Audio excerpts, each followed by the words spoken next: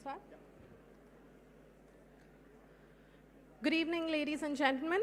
I'm Navya Singh, and it is my absolute honor and privilege to welcome you all to the 13th edition of the JSW Times of India Earth Care Awards.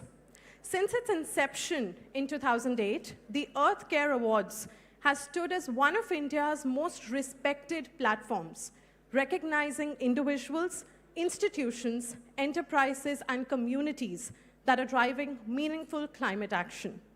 Over the past 13 editions, JSW and Times of India have together built this platform into a powerful movement that celebrates innovation, resilience, and leadership in sustainability across India. From pioneering businesses and grassroots organizations to civic bodies, researchers, and change makers to communicators in climate action, the Earth Care Awards honors those who are not just imagining a greener future, but actively building one. At a time when climate change is no longer a distant threat, but a part of our daily lives, these awards remind us that change is possible only when vision turns into action and collaboration creates real impact. The 13th Earth Care Awards continue this journey by highlighting solutions that are scalable, future-ready, and driving real change for communities and ecosystems. This year, we're also proud to continue the Young Climate Champions program, which was launched last year to inspire and empower the next generation of climate leaders. You will hear much more about this interesting and exciting initiative later this evening. To formally begin this evening, it is my honor to invite a remarkable leader whose unwavering commitment, vision, and leadership have played a defining role in shaping the journey and impact of the Earth Care Awards over the years. Please join me in warmly welcoming the chairperson of JSW Foundation, Mrs. Sangeeta Jindal, for the special address.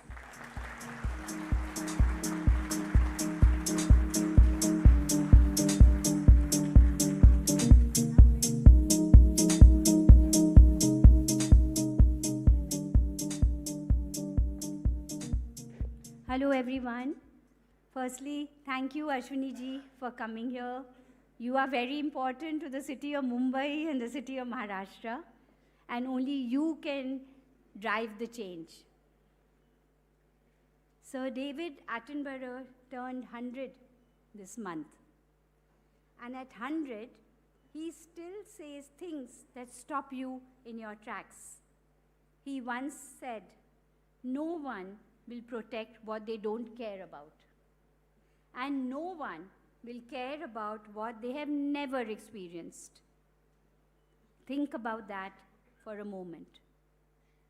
It is in 2 sentences the entire premise for why we are here tonight.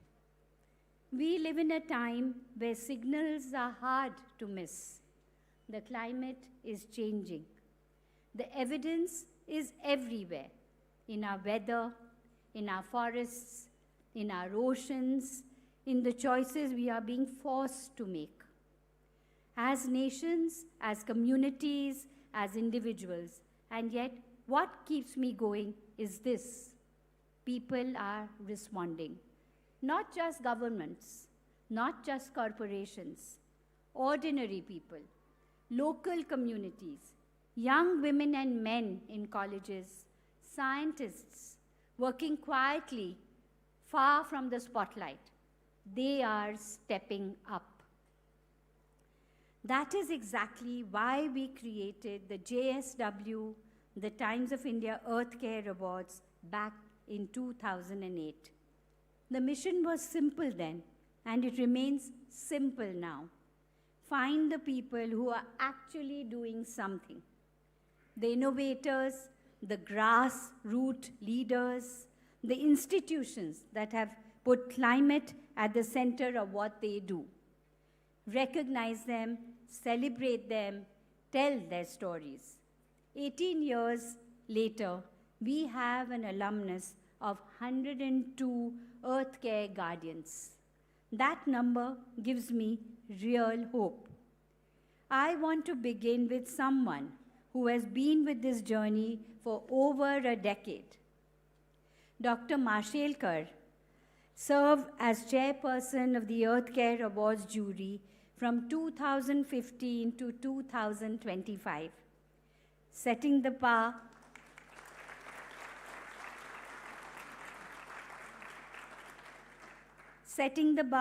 holding it high, and ensuring that this process remains rigorous, credible, and above all, meaningful. Dr. Marshelkar, your contribution is this process which has been invaluable.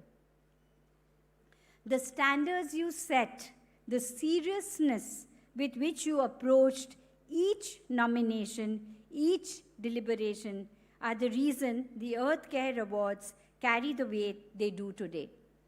We have nothing but gratitude for your time, your wisdom, and your belief in what we are trying to believe. This year, we welcome Dr. Ajay Mathur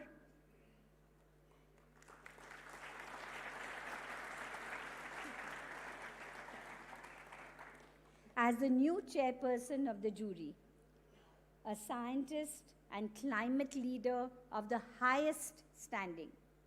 He takes the baton in the best possible spirit. Alongside him, our jury this year comprises Dr. Arunabha Ghosh, Dr. Soumya Swaminathan. As you know,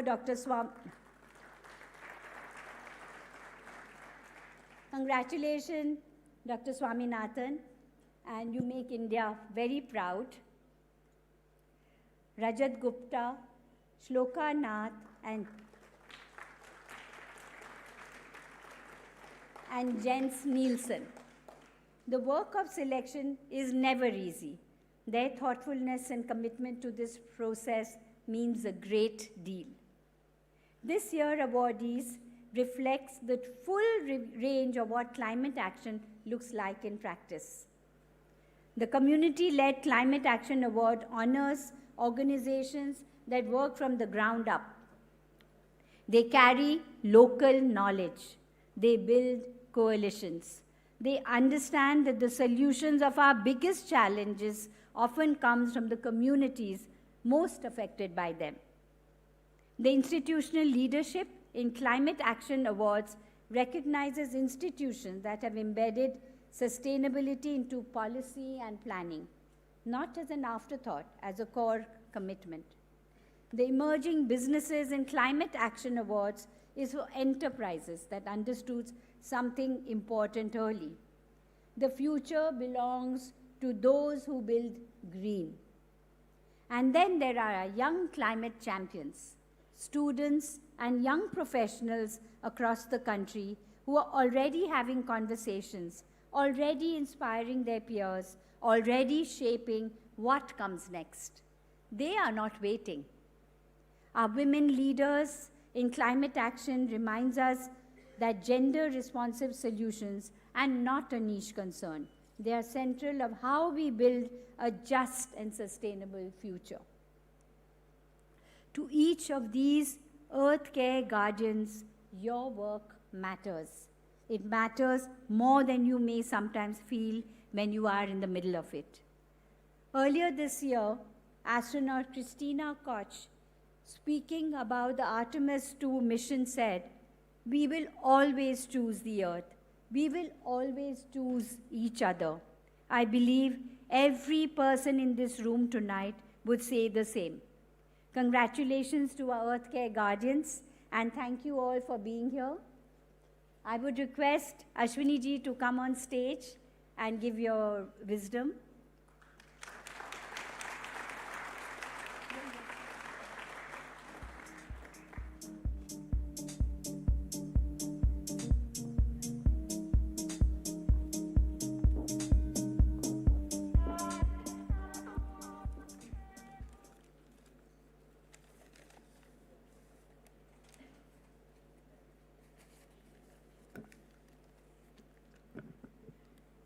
Good evening. Honorable Chairperson Ms. Sangeeta Jindal, Dr. Marshelkar sir, distinguished members of the jury and Dr. Ajay Mathur, all the awardees, guests, ladies and gentlemen. A very, very warm good evening to all of you. It's a privilege to be here this evening at the EarthCare Awards 2026, a platform which is working since 2008. I think there are almost 12 editions of this initiative. And it's a powerful celebration of India's climate leadership and environmental innovation. I congratulate JSW Foundation and the Times of India Group for sustaining this initiative for all these years. Because climate change is not a debate anymore, it's a reality. It's a challenge which all of us have to face, and that challenge needs to be dealt with as an opportunity. And that opportunity would come by the various ideas which we propagate, the action, the collaborations. These are the three terms which are being used here even in the earlier speeches. And we need to recognize that this is a reality and we have to deal with it. And as part of that process of dealing with this reality and converting this challenge into opportunities, I think these kinds of initiatives which the EarthCare Award mechanism is providing, I think that is extremely commendable, and I congratulate both the stakeholders who have been doing it. I congratulate all those. The jury members have also been doing a fantastic job, and I think the tone is already set by Dr. Mashelkar sir, and all the jury members are basically taking it forward. I am now standing here as Municipal Commissioner of the Greater Mumbai. And when we talk about climate change, I need to put it in the context of Mumbai, while all other aspects will be deliberated here, and the awardees also will probably present different aspects of this challenge. But as far as Mumbai is concerned, Mumbai is a coastal megapolis of more than 12 million people living here. And we know how constrained Mumbai is from different sides. It's a linear city surrounded by ocean on all three sides. There is a coastal regulatory zone along the shore. There are mangroves along the shore. There is a national park sitting in this city with in a limited landmass. And plus, there are so much of population in this city. So there is huge stress because of the limited landmass, and the ecosystem is very, very sensitive. And yet, the city is the financial capital of India. So it has no other option but to move ahead and develop itself, redevelop itself, reinvent itself. But certainly, because of these conditions and the geography in which Mumbai is surviving, there are climate risks, multiple climate risks, risks of rising sea levels, extreme rainfall events. If you see past 10 years data, because we keep preparing for the monsoon, we are having a review meeting tomorrow, and I was looking at the data, the events, these extreme weather events, the intensity, the number is also increasing, the intensity is increasing, the pattern of rainfall is changing, and the climate is certainly changing. And that's why these extreme rainfall events, urban heat on the other side, air pollution, water stress, all the challenges this city is facing. And at the same time, almost 50% population is living in slums. 35% population is living in flood-prone areas. So on one hand, we have to keep Mumbai moving. We can't allow the city to stop. But at the same time, we have to deal with these fragile aspects of the ecosystem, which are further, I would say, underlined by the challenges of climate change. Now, how do you deal with this situation? So in BMC, our approach to climate resilience rests on three pillars. First, the infrastructure which we are building should withstand the climate change. The urban ecosystems which we are having should also sustain, which has the buffer to sustain these shocks, and the communities which need to be prepared to deal with the climate change. And the cornerstone of this transformation is Mumbai's climate action plan, which BMC prepared a couple of years back. And BMC, Mumbai Municipal Corporation, was the first local body which created this climate action plan. And there were many stakeholders, right from the then political leadership, with multiple non-profit organizations, urban planners, environmental experts. They were involved in preparing this climate action plan. And this climate action plan, basically what it did was we updated our greenhouse gas inventory and established a way, a mechanism to align ourselves with the global goal of 1.5 degrees Celsius temperature by focusing on 6 different areas and almost 24 action tracks which we created. And these 6 different areas include, which are the usual functions of municipal body, but sustainable waste management, managing the air quality index and improving the pollution scenario in the city, also ensuring sustainable public transport, and decarbonizing building, and the last but not the least, decarbonizing the electricity grid.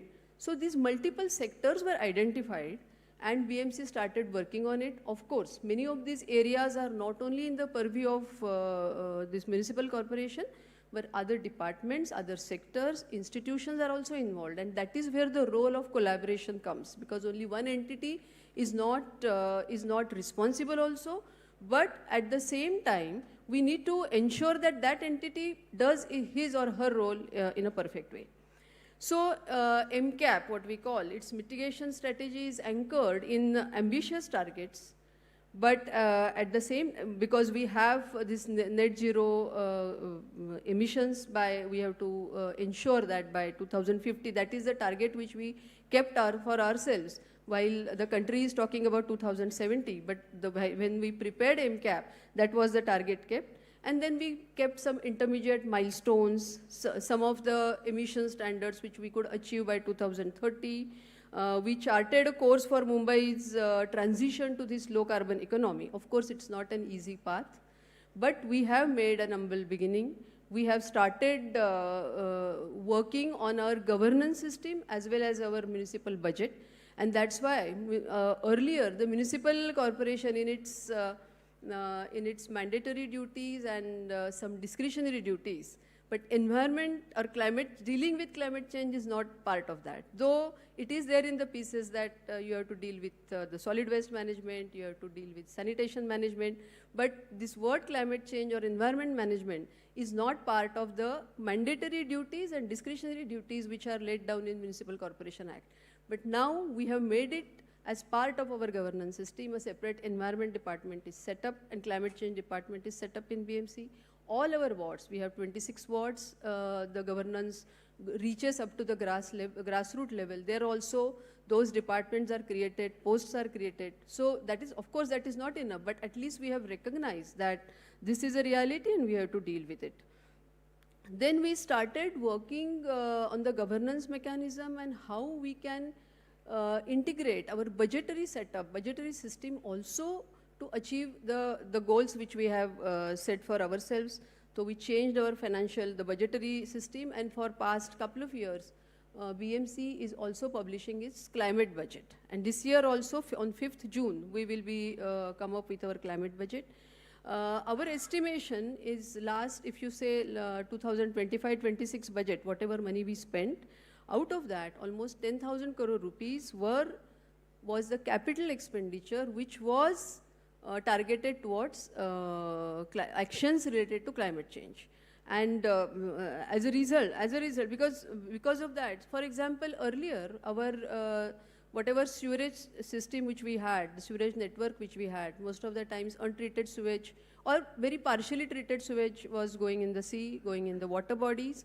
But now we have started working on all the modern and scientifically designed sanitation treatment projects which BMC has taken. So almost 2,500 MLD of sewage will be now getting treated. All these projects are getting completed in advanced stage. Earlier, some treatment used to happen, some modicum of treatment was present, but I wouldn't say that they were really focused on something which in a very, very scientific manner. These STPs will now treat almost 2500 MLD of sewage. Not only for the secondary treatment, but 50% of it will be treated for the tertiary treatment. And even we are thinking of even further 50% of getting treated further, which we can use even as drinking water. So we have understood that though water was abundantly available for the city of Mumbai because of the various irrigation projects surrounding the city in MMR region, water was coming to us with gravity. So that way we are very well endowed with these natural resources, but we can't depend on them because again the climate is changing, the stress and demand on the city is increasing. So that we have already taken up, that is happening. Flood management is another activity which BMC has doing for past many years. And gone are the days where earlier 2 to 3 days Mumbai used to get stopped because of heavy rains. Because the railway tracks getting underwater and the whole traffic coming to a standstill. For past many years, a lot of sustained efforts have been taken. Flood-prone areas have been identified, flood points have been identified, a systematic program has been undertaken. We have even created some underground tanks which can, because there are certain areas in Mumbai which are low-lying, and when there is extreme rain event coupled with high tide, then certain areas are bound to get flooded, but we have ensured that the duration of the flooding is very limited. Even the flooding, if you see the water level when the flood comes, that is also such that it doesn't damage the surrounding areas. Past two monsoons, we have also tried to ensure that the railway tracks are not flooded, except maybe a few hours in a day. So those actions are being taken. Of course, there is a lot of scope to improve ourselves further, but that is being done. Another important point is, again, the entire public transport system, rail-based public transport system is getting revamped. And even during monsoons, we have part of the metro network which is commissioned now, but those metros, including the underground metro, was operational even on the extreme weather days. So this new transport, the new infrastructure is basically climate resilient. It has the capacity to deal with these kinds of changes which we are experiencing on account of climate change. So that is another thing. While we are setting up the metro network, the last mile connectivity comes from the buses, and these buses, the electrification of the fleet, bus fleet, which is provided by BEST, that is also being undertaken. So public transport itself will contribute to our dealing with the climate change, and on top of it, if that public transport is based on the green transport, then that will further add to the benefits, and that is what BMC is trying to do. As part of the heat management strategy, multiple initiatives are being taken. More than 7 lakh square feet of our schools and other buildings, roofs are getting now painted with heat reflective colors, which will cool down and bring down the temperature. Rooftop solar projects are being taken for the BMC's own building, and a lot of encouragement is being given for the private buildings also. Lake rejuvenation program also we are taking up. There are 70 to 100 lakes throughout the city which are truly not seen because they are either encroached, they are not in good condition, so we are trying to rejuvenate them. Aquifer mapping in the Mithi influence zone is also happening. And all this is possible because we have started in thinking of environment and climate change as a separate kind of department. Since we started doing that, all these new projects have come up. And the most important thing which we are doing is we are monitoring the air quality index. There are more than 3,000 construction sites in Mumbai, and almost all of them, 90 to 95% of them are now being monitored by BMC. There are stringent regulations which are put for them, stringent guidelines which are put for them, how should they manage the construction site, and AQI monitors are put there. They are being monitored through IoT devices. They are being monitored by BMC. There is a dashboard for that. And wherever we get some alarms, then the local team goes there. Again, everything is not ideal, but even that making the constructors aware that it is their social responsibility to manage their own site from the air quality point of view, that has happened in Mumbai, and that certainly people always crib about Mumbai's air, and every time that is a regular discussion which we have. But these attempts are being made, and that is certainly keeping things under control. Of course, again, a lot needs to be done. Apart from that, the bakeries which were otherwise using conventional fuel, they are now getting converted into green fuel. Crematoriums are getting converted into green fuel. So multiple activities are being taken up by BMC to ensure that our city is climate resilient and we are ready to deal with the challenges posed for because of the climate change. But the most important thing is, I think we need to collaborate, because this is again not, it is not something which only a municipal body or a civic body will do. This is not something which only an academic institution can do, or it is not something which the forum like the Earth Care Awards can do. All of us have to come together. All of us have to play their own respective roles in this. For example, the municipal solid waste or the sewage, they themselves are major contributors to the problem which the city faces. Now, generally we have because since I have become a municipal commissioner, every day in the morning, I get hundreds of messages which talk about some waste is lying here, some waste is lying here, this is not done, this road is not cleaned. Yes, BMC, every day we lift 7,000 million tons of municipal solid waste every day. Equal amount of construction debris are generated every day in the city, and we need to deal with them. The new municipal solid waste management rules talk about a shared responsibility. So it is not only the municipal body's responsibility, it is the bulk waste generators' responsibility as well. And who are the bulk waste generators? There are 2-3 parameters which are given, but one of the most important parameters is any entity which generates more than 100 kilograms of waste. And there are most of the housing societies will probably fall in that category. There are other parameters also, area more than 20,000 square meter and all. But the point is, and that the bulk waste generator has to dispose of the waste in a scientific way, which is laid down in the rules. And if they can't, and if somebody else has to do it, then they have to take responsibility for that, they have to pay for it. I think this is high time that we understand our responsibility in keeping our city clean, keeping our city clean of all these kinds of waste, because municipal body has certain limitations. When 50% population lives in slums, and even if we lift the garbage twice a day, but if people keep throwing the garbage every day. Yesterday only our social media posted a video when we were cleaning the nala.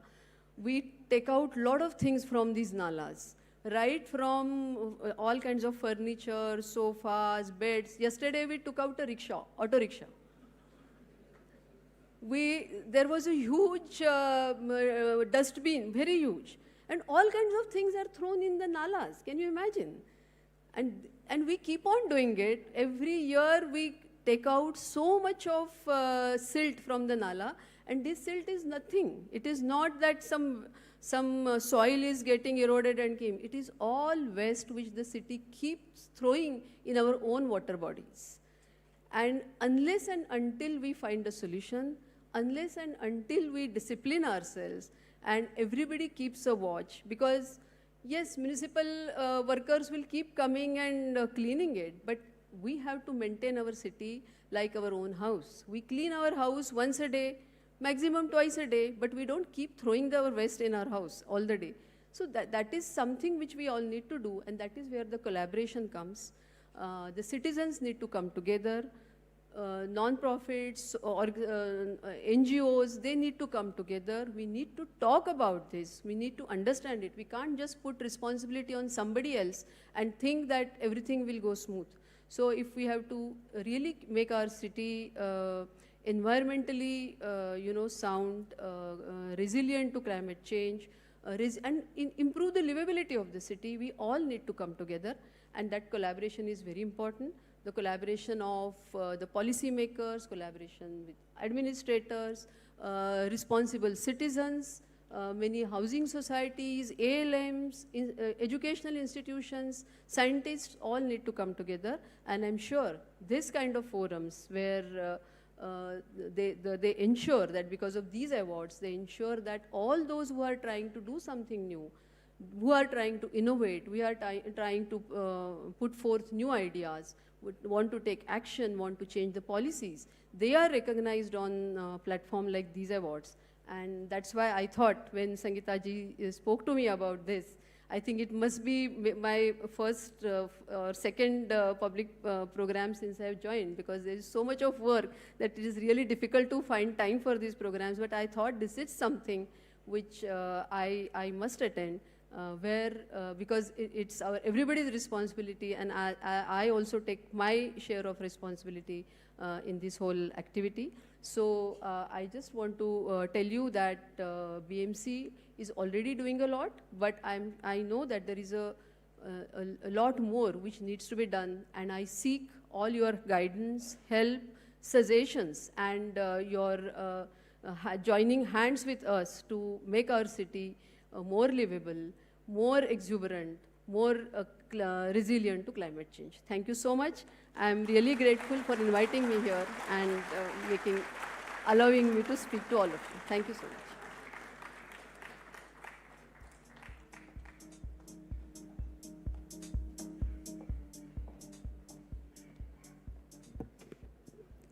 Thank you, Ms. Bhide. Ms. Ashwini Bhide, a 1995 batch IAS officer, made history as the first woman municipal commissioner of the Brihan Mumbai Municipal Corporation. She is also known as Mumbai's Metro Woman for leading the first underground metro, the Aqua Line in Mumbai. Through her work in urban infrastructure, flood resilience, and civic development, she's helped shape a more future-ready Mumbai.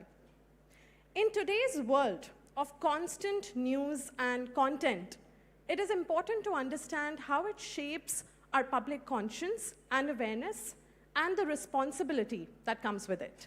May I now invite Mr. Mohit Jain, Chief Operating Officer, Publishing and ED, to deliver the address on behalf of the Times of India.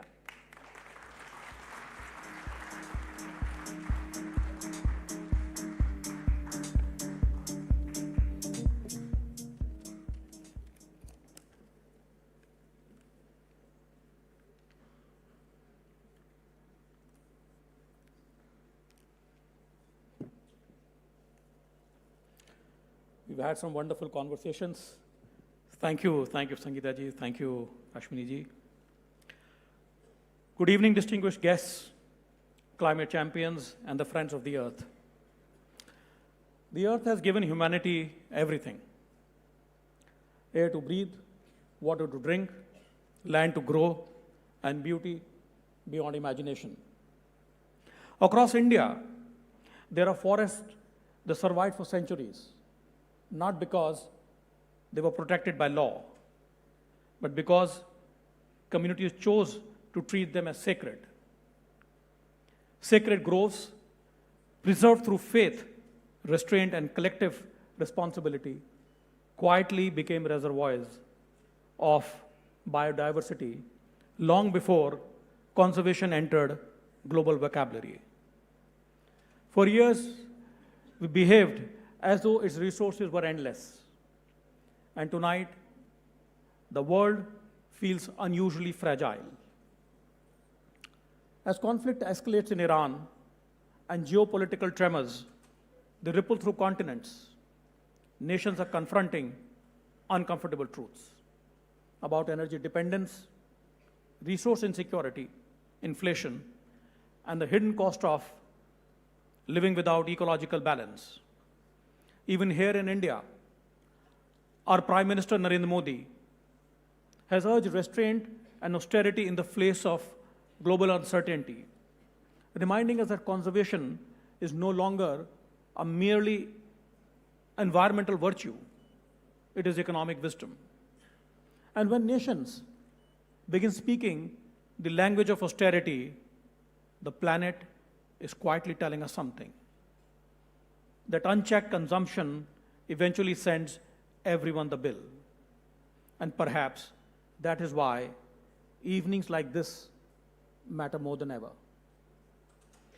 Because climate change is no longer a distant warning whispered by scientists. It is visible in the flooded cities, burning forests, disappearing coastlines, failed crops, rising heat and anxious futures. The climate crisis is not arriving, it has already checked in. And yet, in the middle of this anxiety, there is hope. Hope in innovation, hope in action, and hope in people who refuse to look away.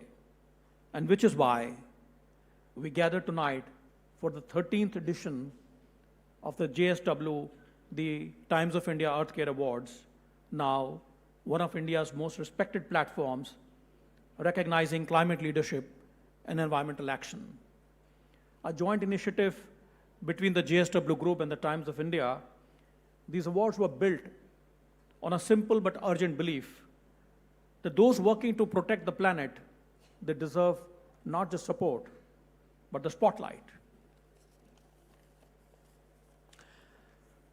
At Times of India, we recognize the responsibility media carries in this journey. Newspapers do more than report history. They shape public conscience.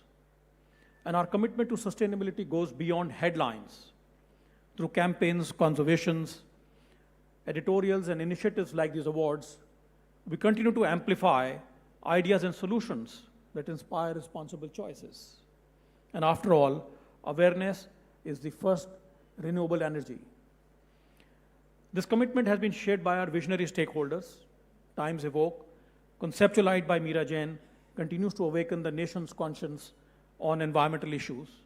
And while Trishla Jain inspired us to move beyond words into meaningful action, that vision led to impactful on-ground initiatives, such as the TOI Green Drive, Let Delhi Breathe, and many more. And tonight would not have been possible without the unwavering support of our partners at the JSW Group, and especially yourself, Mrs. Sangeeta Jindal, whose commitment to environmental and social causes continues to demonstrate that industry and sustainability do not have to stand on the opposite sides of the argument, And in a world where climate conservation often stops at intent, JSW has consistently chosen implementation. And for that, we offer our sincere gratitude. We are privileged, Ashmish, to have you with us today evening as the Municipal Commissioner of the BMC, and your presence reminds us that the cities sit at the front line of the climate adaptation and resilience. And some of the suggestions that you made are very, very powerful.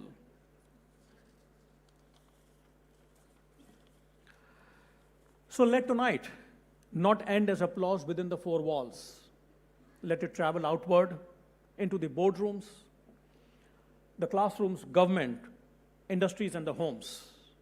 Because the greatest sustainability strategy is still the simplest one: to leave behind a world cleaner and greener than the one we inherited. Thank you, and welcome to the 13th JSW, the Times of India Earthcare Awards. Thank you so much.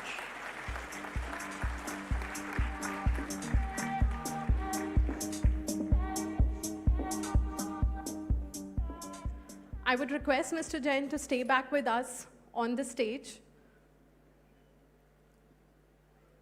Yes, please. And now it's time to celebrate the change makers leading the way. And to do so, may I please invite Mrs. Sangeeta Jindal and Ms. Bhide to please join us on the stage.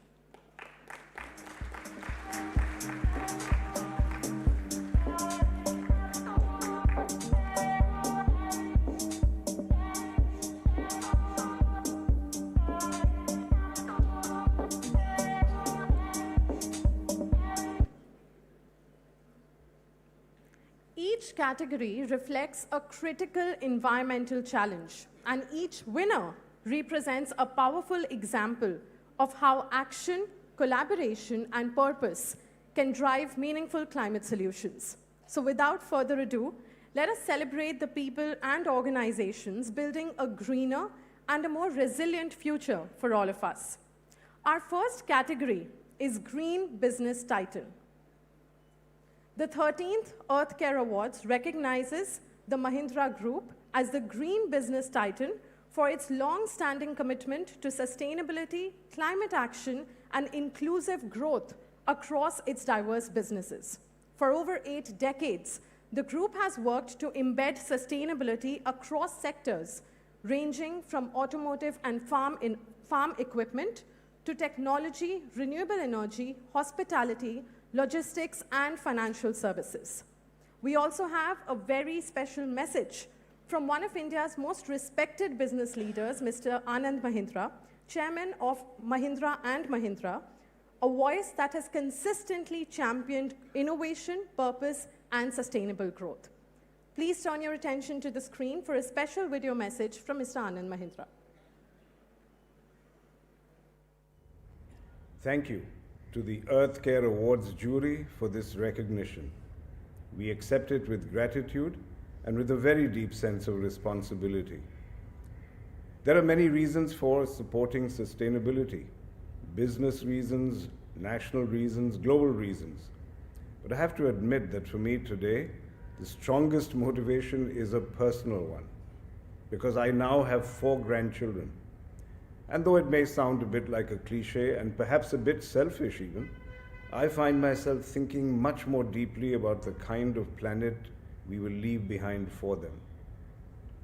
At the Mahindra Group, sustainability has long been embedded in how we operate, from water positivity and renewable energy to our commitment to carbon neutrality by 2040.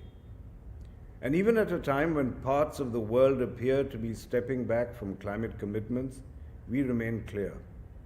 Sustainability isn't optional for us. It's a way of life. This recognition belongs to the many teams across the group who translate that belief into action every single day.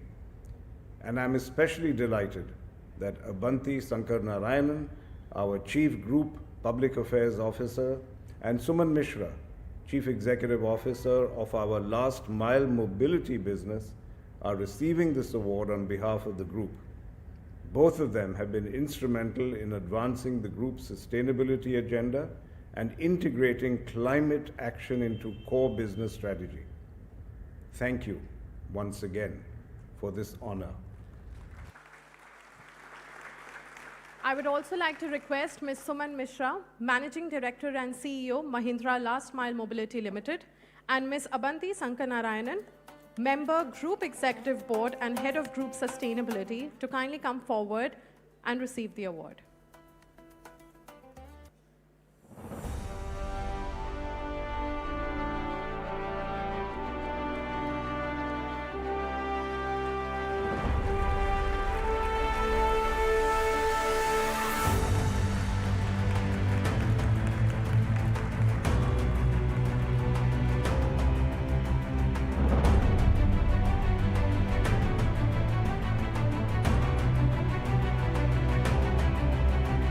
Thank you so much, Ms. Mishra and Mrs. Sankar Narayanan.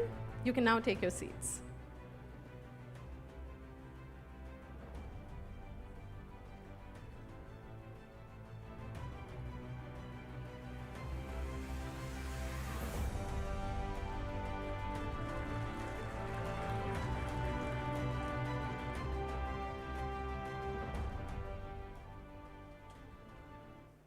We'd love to hear a few words from you.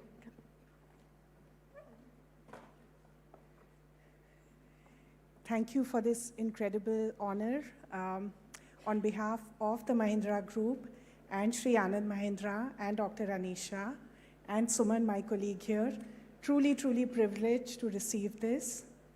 The Mahindra Group is a purpose-driven group, and we believe that purpose drives profit, and nothing encompasses and reflects it as much as the two of us being on the stage together. I lead the sustainability function for the group, And Suman here leads our electrifying third mile mobility business, thereby integrating sustainability into core business. And that's how we look at sustainability. It's an integral part of our group and of our businesses. Thank you so much.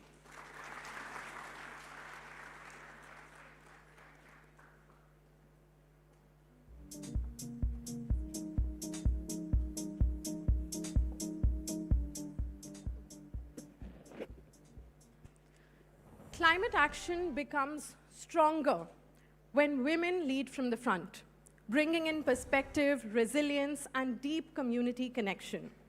And now we turn to a category that celebrates exactly this spirit. Our next category, the Women Leader in Climate Action, honors women leaders who are driving meaningful environmental change through vision, resilience, and community action. The 13th Earth Care Awards recognizes Ms. Meera Chandran of Forest First Samiti for leading community-driven forest restoration and empowering tribal communities in the Western Ghats. May we please have the AV on the screen.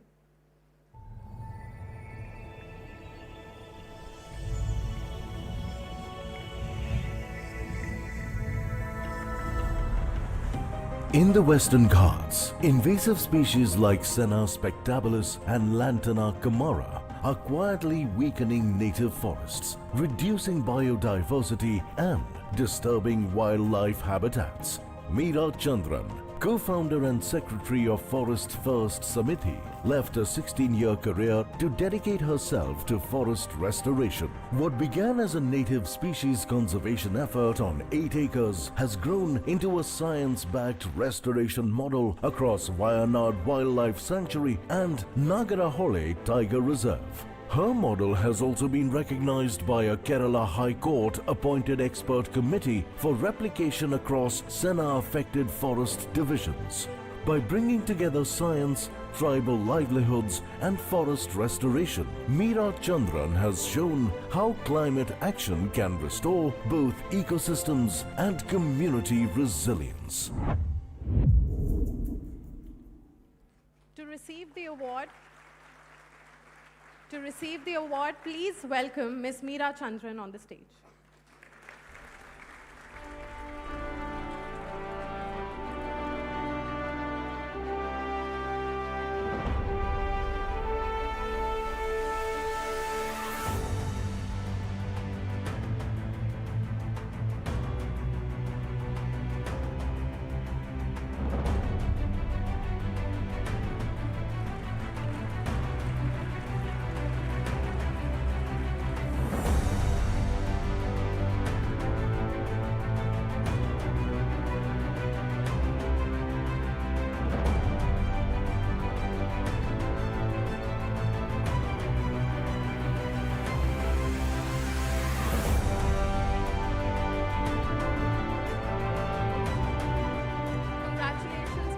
Chandran, we'd love to hear a few words from you.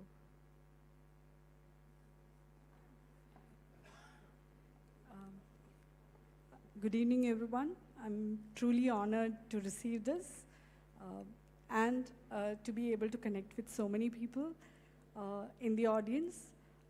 I am really deeply gratitude to the tribal teams who are working on the ground, our restorers who are really toiling it on the ground, and the group of people who are experts. Anand is here. We have our trustees, Rajesh, Uma, and so many others who are making this possible at the operational level, and the Kerala and the Karnataka forest departments who have ensured that they give us all the ground support to make this possible, the restoration possible. Thank you so much. Thanks to the Earth Care teams.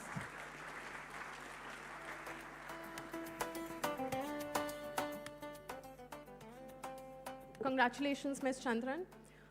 We'd now like to thank Ms. Ashwini Bide for joining us today and taking out time from her busy schedule to be here. Thank you so much.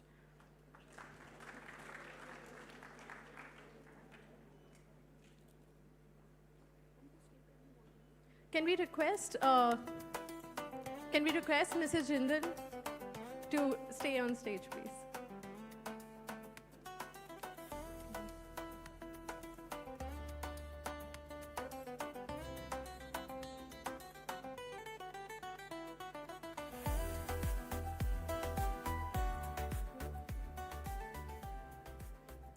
next category of award recognizes institutional leadership in climate action. This category recognizes institutions and governing bodies leading impactful work in climate resilience, sustainable resource management, and community-led environmental action. The winner in this category is Gram Panchayat Nanasa, recognized for its community-driven model for water security and groundwater recharge. May we have the AV, please?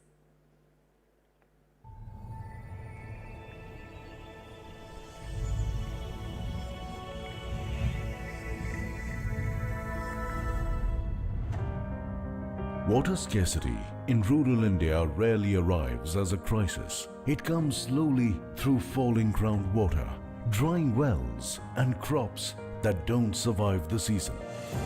पानी की समस्या पहले बहुत थे हमको, कुएं से लाना पड़ता था, हेडपंप से लाना पड़ता था, वो भी बंद हो जाते थे। इस भीषण जल समस्या को देखते हुए हमने ये तय किया कि भूमिगत स्तर जो है गांव का वो काफ़ी नीचे जा चुका है, जिस वजह से पीने का पानी और कृषि योग्य जल की उपयोगिता है वो बहुत कम हो चुकी है। In Gram Panchayat Nanasa, a village of 5,000 people in Devas district, Madhya Pradesh, the community decided not to wait. जब मैंने अपने गांव के तालाब और कुएं और बावड़ियों की साफ सफाई उनमें फावड़ा चलाया, तब मुझे लगा कि ये काम सरकार का नहीं है, अपना काम है। Under the initiative Apna Jal Apna Gaon, Gram Panchayat Nanasa has spent 4 years rebuilding its relationship with water.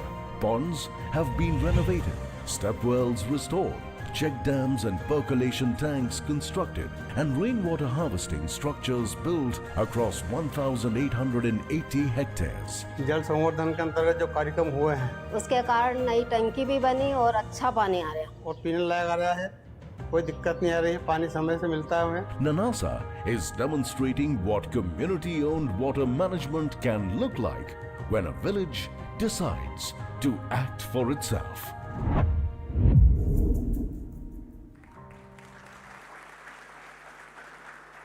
To receive the award, may I invite the representative of Gram Panchayat Nanasa to kindly join us on the stage.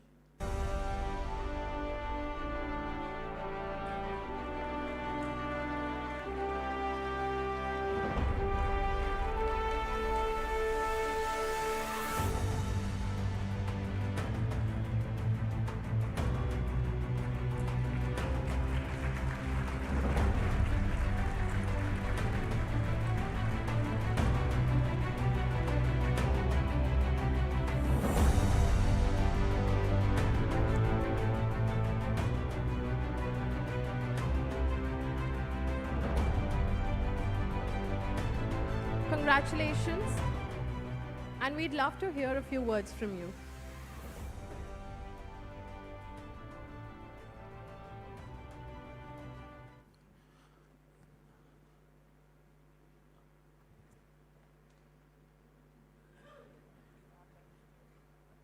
सभी को मेरा नमस्कार। मैं सरपंच रोहित तिवारी, ग्राम पंचायत ननासा, मध्य प्रदेश से। और अपना जल अपना गांव नाम से हमने एक इनिशिएटिव शुरू किया था मैम, जिसमें बारिश का पानी, घरों से निकलने वाला पानी और जो भूमिगत जल होता है उसको बचाकर, एक एक बूंद बचाकर प्रत्येक घर तक पीने के पानी के लिए पहुंचाना, घरेलू उपयोग के लिए पहुंचाना। और आज मुझे बड़ी खुशी है कि हमने लगभग ग्राउंड वाटर को 3 फीट तक ऊपर लेके आए हैं और इतनी गर्मी में भी पीने के पानी की कोई समस्या नहीं है। मैं अपने संपूर्ण गांव की ओर से आप सभी का JSW ग्रुप का और टाइम्स ऑफ इंडिया ग्रुप का बहुत धन्यवाद करता हूं। और एक स्पेशल बात कहता हूं कि हमने जो काम गांव में किया है, JSW और टाइम्स ऑफ इंडिया की टीम गांव तक पहुंची और मध्य प्रदेश की 23,000 ग्राम पंचायतों की ओर से मैं आपका आभार व्यक्त करता हूं। और हम सब कोशिश करेंगे कि नेक्स्ट में भी इस तरह के अवार्ड अन्य पंचायतें यहाँ आने के लिए उत्सुक हो, तो हम सब एक साथ मिलकर 23,000 गांव पर्यावरण के क्षेत्र में काम करेंगे, जिससे हम सबका काम और आसान हो जाएगा। Very special thanks ma'am.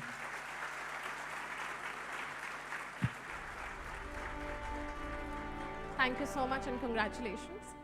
The jury has also decided to specially commend the Office of the Collector, Rajnandgaon, for its impactful work in restoring groundwater and supporting climate-resilient agriculture through strong district-level planning and implementation. May we have the AV, please?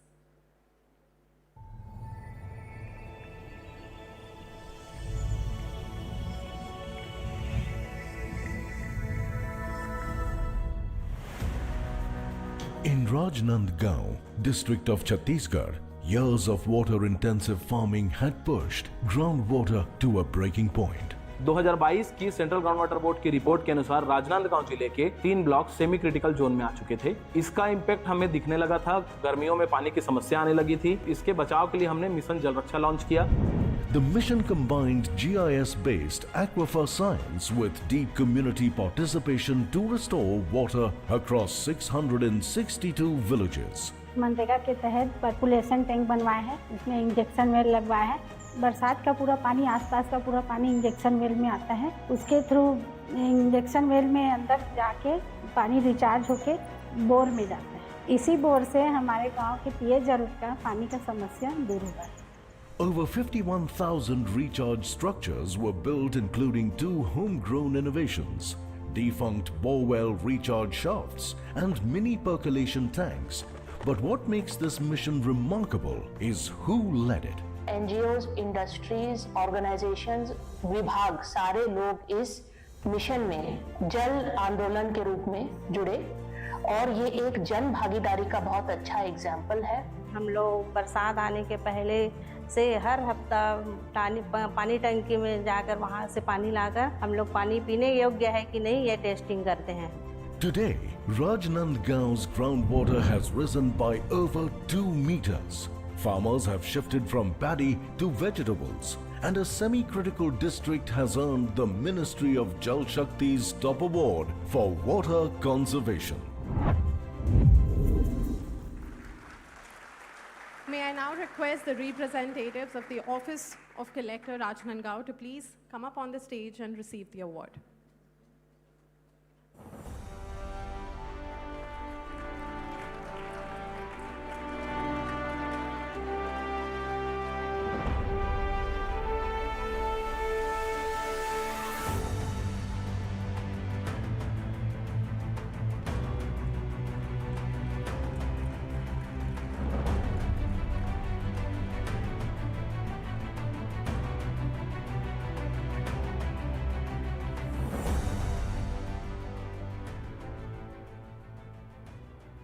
We'd love to hear a few words from you. Good evening, everyone. I am Sheetal Bansal, Joint Collector. On behalf of District Administration Rajnandgaon, I would like to thank JWS and the Times of India team selecting us for this award. कुछ वर्षों में हमने कई चुनौतियों का सामना किया, जैसे ग्राउंड वाटर लेवल का नीचे जाना, हमारे जो परंपरागत जल स्रोत हैं उनका लगातार सूखना और हमारे जो ग्रामीण क्षेत्र हैं उनका पानी के टैंकरों पर निर्भरता का बढ़ना। इस सिचुएशन की गंभीरता को समझते हुए राजनांदगांव जिला प्रशासन ने save water, recharge ground water and secure the future उद्देश्य के साथ मोर गांव मोर पानी अभियान के तहत मिशन जल रक्षा की शुरुआत की।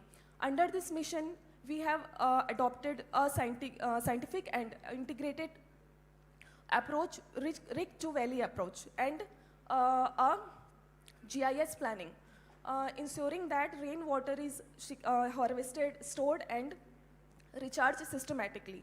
इसके साथ ही हमने ग्रामीण क्षेत्रों में 60,000 से अधिक वाटर स्टोरेज स्ट्रक्चर्स बनाए और इसमें सबसे बड़ी हमारी जो उपलब्धि रही वो ये थी कि हमने डिफंक्ट बोरवेल को रिचार्ज शाफ्ट में कन्वर्ट किया और साथ ही पर्कुलेशन टैंक बनाकर उसे इंजेक्शन वेल के माध्यम से ग्राउंड वाटर लेवल को बढ़ाया। इन सभी प्रयासों का परिणाम ये रहा कि आज राजनांदगांव जिला जो है वो औसतन 2 मीटर तक की ग्राउंड वाटर लेवल उसका बढ़ा है। साथ ही 70 lakh cubic metric water storage capacity add हुई है और हमने 70% फसल चक्र परिवर्तन किया है, जिससे हमारा राजनांदगांव जिला जो है वो सेमी क्रिटिकल जोन से बाहर आया है। ये केवल एक उपलब्धि केवल प्रशासन की नहीं है, एक मजबूत हमारे नेतृत्व की, साथ ही विभिन्न विभागों से जो हमें समन्वय प्राप्त हुआ और ग्रामीण क्षेत्रों की जो भागीदारी, सक्रिय भागीदारी प्राप्त हुई है, उसका यह परिणाम है। इसके साथ ही हमारी स्थानीय पंचायतें, हमारी स्व सहायता समूह की दीदियाँ एवं फील्ड पर काम करने वाले अधिकारियों का मैं आभार व्यक्त करना चाहती हूँ, जिन्होंने इस अभियान को एक जन आंदोलन के रूप में बदल दिया। 2 पंक्तियों के साथ मैं अपनी वाणी को यहीं विराम देना चाहूँगी। प्यासी पक्षी, प्यासे पौधे, प्यासे हैं सब इंसान, पानी अगर खत्म हुआ तो मिट जाएगी हर पहचान। आज कसम यह खानी है, आज कसम यह खानी है कि पानी हमें बचाना है, आने वाली पीढ़ी को एक खुशहाल कल दे जाना है। Thank you so much.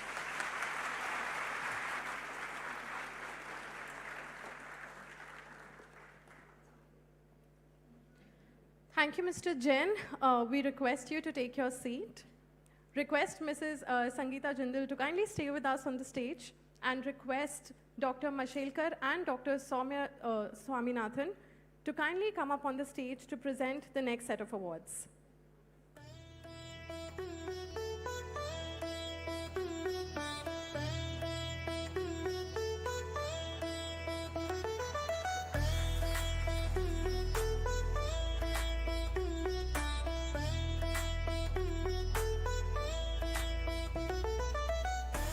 We now move to the next category, community-based climate action. When we talk about climate action, community is where it truly begins. This category recognizes grassroots initiatives using local knowledge and collective action to create sustainable climate solutions and lasting community impact. The jury faced a pleasant dilemma with many strong nominations, hence the decision to have multiple winners in this one category. The winner is Central Himalayan Rural Action Group, also known as Chirag, recognized for restoring Himalayan water sources through a science-backed, community-led spring shed management model. May we have the AV, please?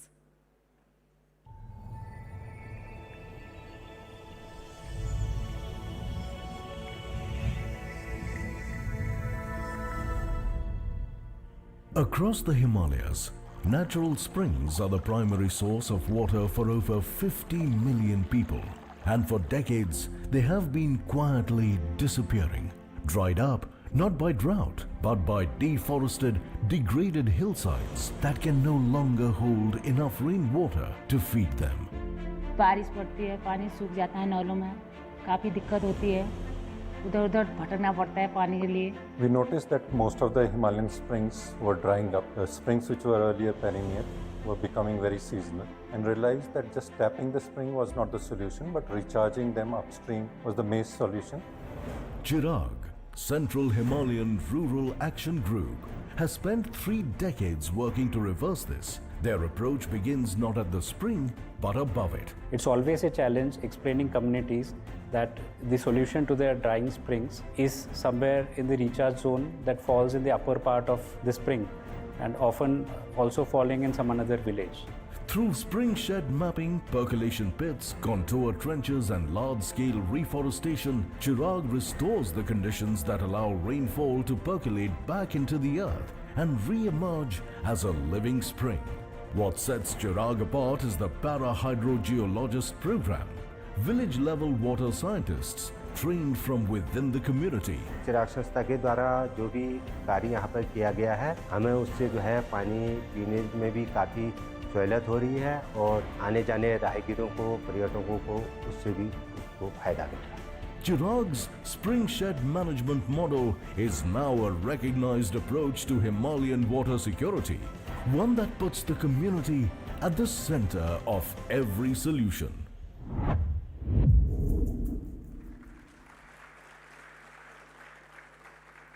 To receive the award, may I invite the representatives of Chirag on stage, please.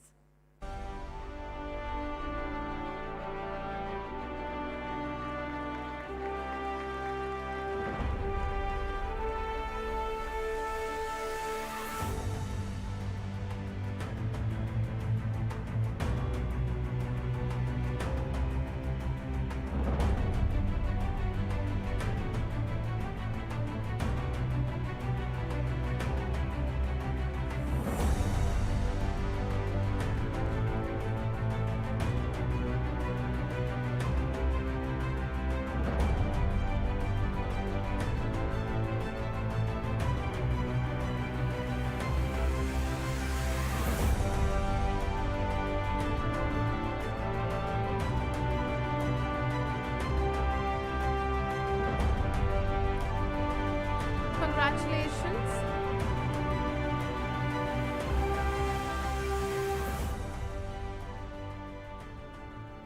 Congratulations, and we would love to hear a few words from you.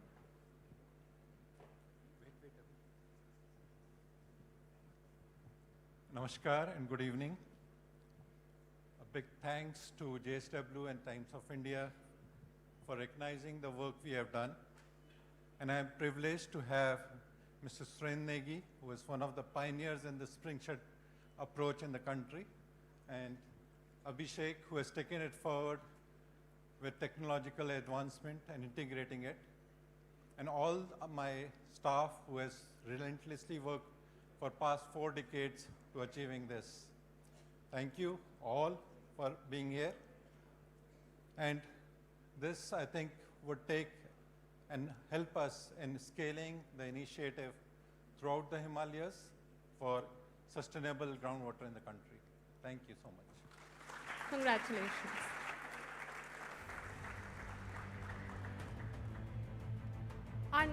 Our next recognition goes to Nirman for empowering tribal forest-dependent communities to secure legal tenure under the Forest Rights Act. May we have the AV, please?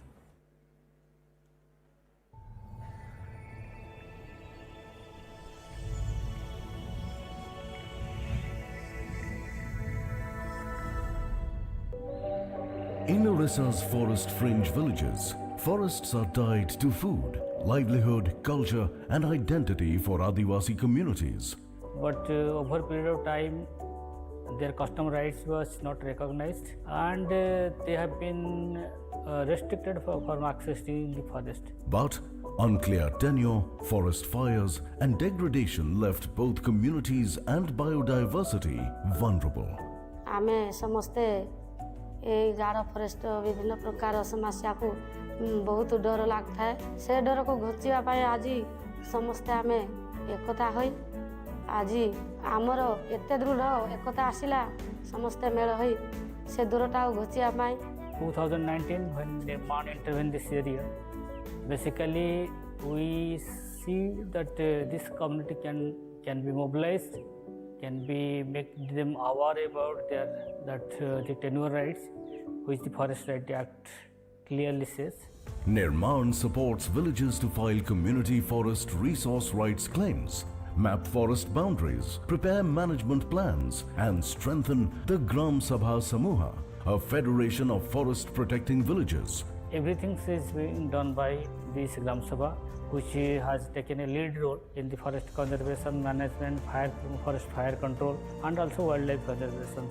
Over 1,350 households, most of them marginalized, Kund tribal families, have benefited directly. जीवजंतु माने जो एठू उभे जाइथिले पुनी ए ग्रामवासी द्वारा सहयोग द्वारा ग्राम सभा समूहर एवं ग्राम सभा द्वारा पुनी से पक्षी माने बर्तन आसिक जंगल में बास कलेनी एवं लोक मानक भितर गोटे एते साहस होउची जा फरे गोष्ठी जंगल माध्यम रे तांकर साहस को मनोवृत्ति की अधिक करछि जो गाँ रे लोक सरकार पर निर्भर करथे जंगल निया को निभाय पे गाँ लोक माने निजे जाय कि निजर परिश्रम फल रे जंगल गायत करि पारुछंती सबुठो बड़ जिनसडा हेछि. For Nirman, climate action begins with trust in local people. To receive the award, may I invite the representative of Nirman on stage, please.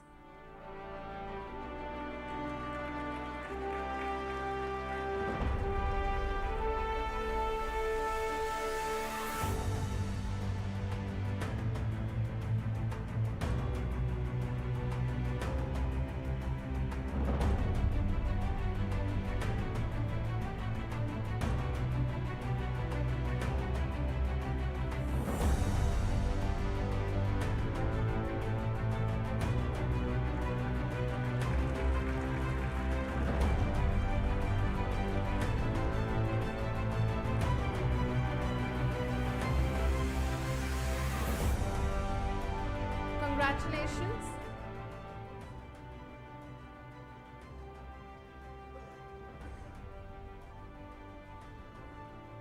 Congratulations, and we would love to hear a few words from you.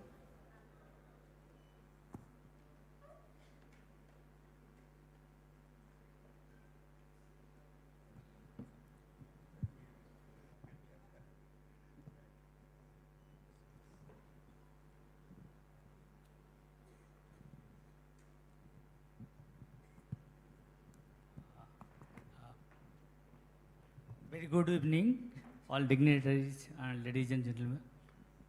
And it is a great honor for Nirma and a great recognition to the village communities with whom we work for the conservations and climate actions. And basically there is a lot of tribal communities which stay close to the forest and with a little support and little awareness, they have done wonders. Like around 172 villages, they are doing forest conservations, and they have revived, restored degraded forest, which is coming around 27,000 hectares of area. So it is a great changes they have done at the ground, and it is a truly recognition to those village tribal and forest dwelling communities. And thank you so much. Thank you so much to JSW and Times of India and Madam and all the jury members. Those have recognized us, and it is truly recognizing the work of the communities. Thank you all. Namaste.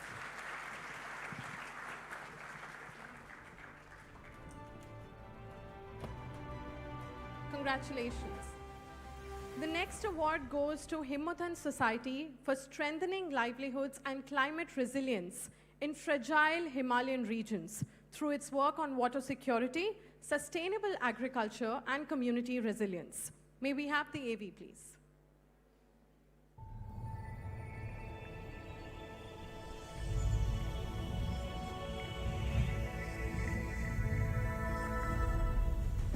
In the central Himalayas, two things have always defined whether a mountain household survives a hard year: water and fodder. पहले तो हमें बहुत सारी कठिनाइयाँ आती थी, जैसे चारा पत्ती पशुओं के लिए इकट्ठा करने के लिए हमें बहुत दूर जाना पड़ता था।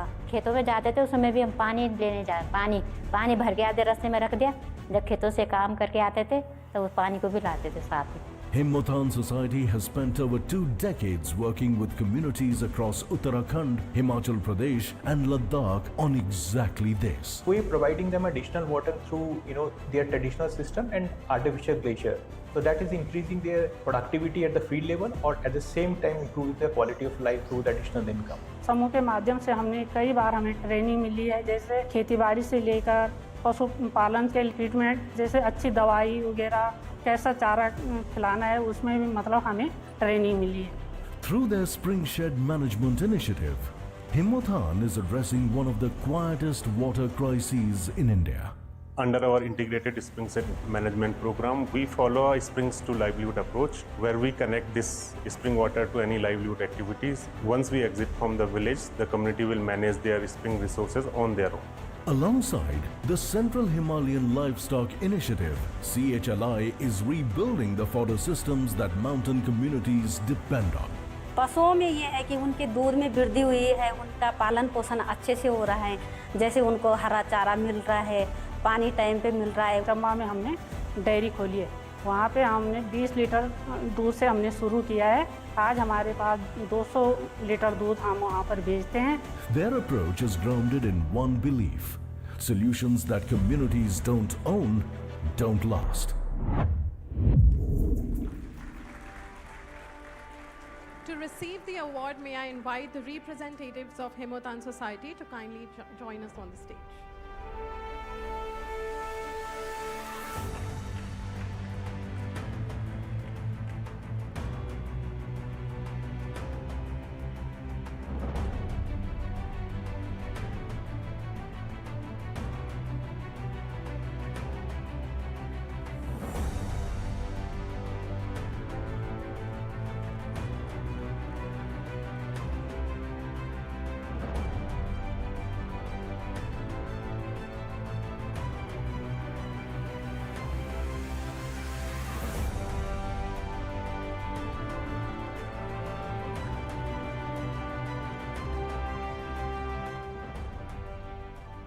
Congratulations, Himmatan Society. We would love to hear a few words from you.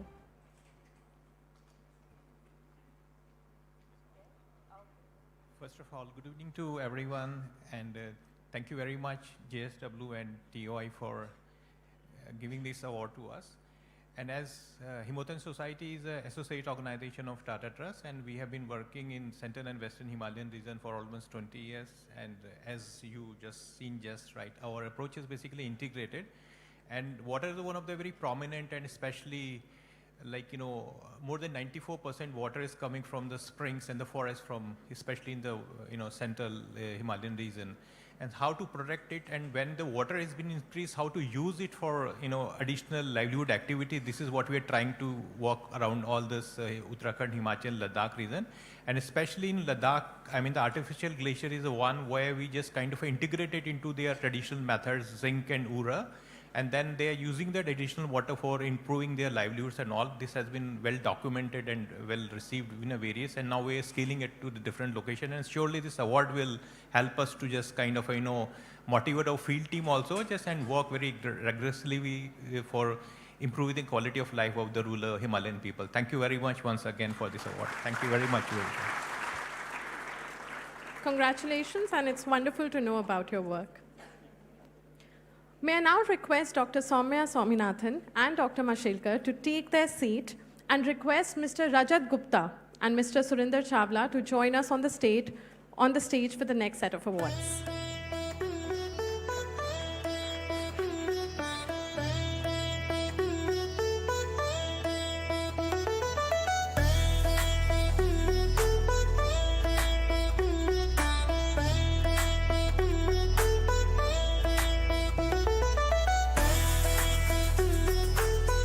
We now move to the next category, Emerging Businesses in Climate Action, which recognizes enterprises creating innovative and scalable solutions to tackle environmental challenges while driving industrial change.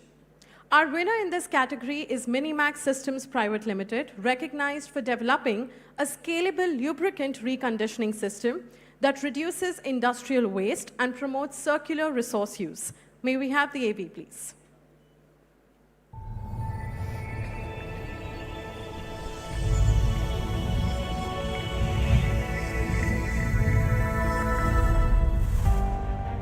Every industrial machine runs on oil, and every year, millions of liters of that oil are simply thrown away, generating hazardous waste and driving the extraction and refining of fresh oil all over again. Honestly, firstly, we thought oil was just a consumable.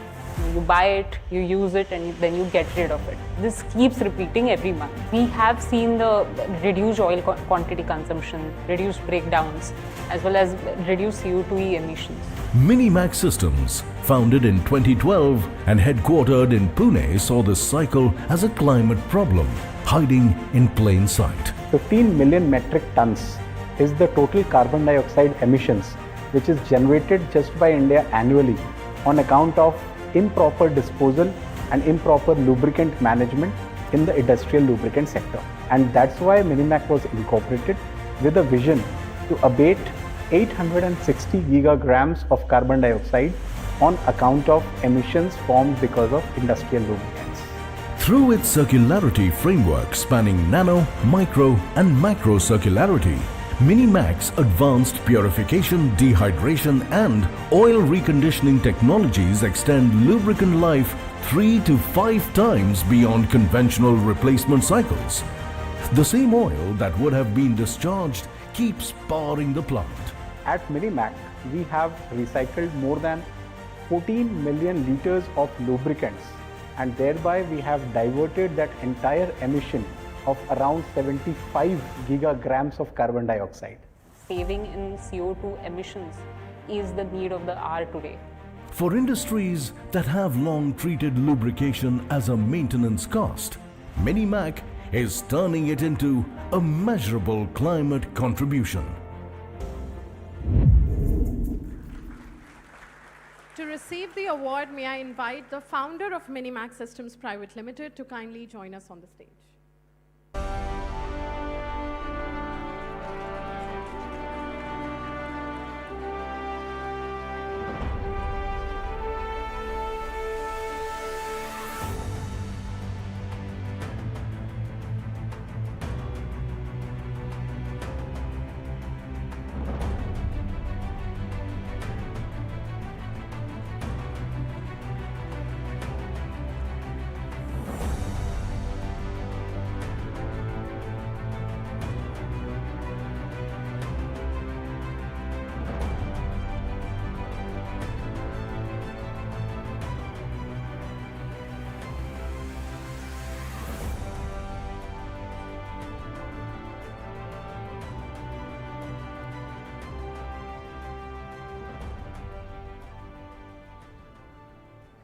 Congratulations, Minimax Systems Private Limited. We would love to hear a few words from the founder. Thank you.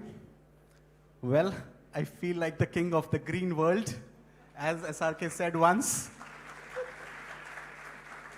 I can see a lot of college students out here. This is for you guys. Why? This was a college project 20 years ago. And today what you see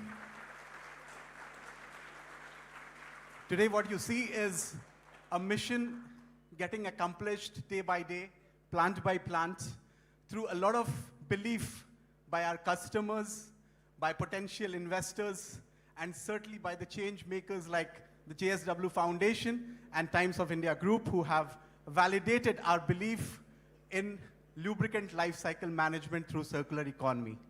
I would certainly like to thank my gurus at ISM Dhanbad, my mentors at Tata Motors, my first organization, where I left the job after watching another Bollywood movie, Guru, and started believing that I could do something around this sector.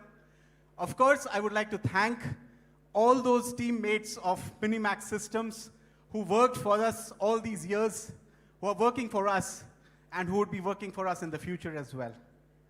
There are difficult times when you're working for something like lubricant life cycle management, like recycling, where you're challenging the status quo, where you have a lot of resistances.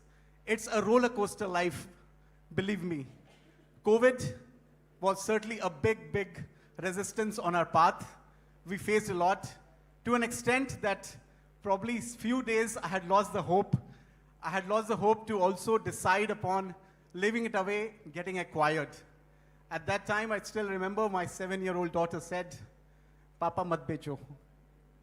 Don't do that. Run it for another 10 years.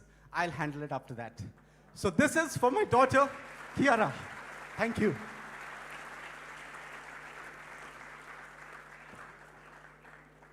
Congratulations, and your achievement is definitely inspiring for all the young minds seated in the audience. Stories have the power to make people care, connect, and act.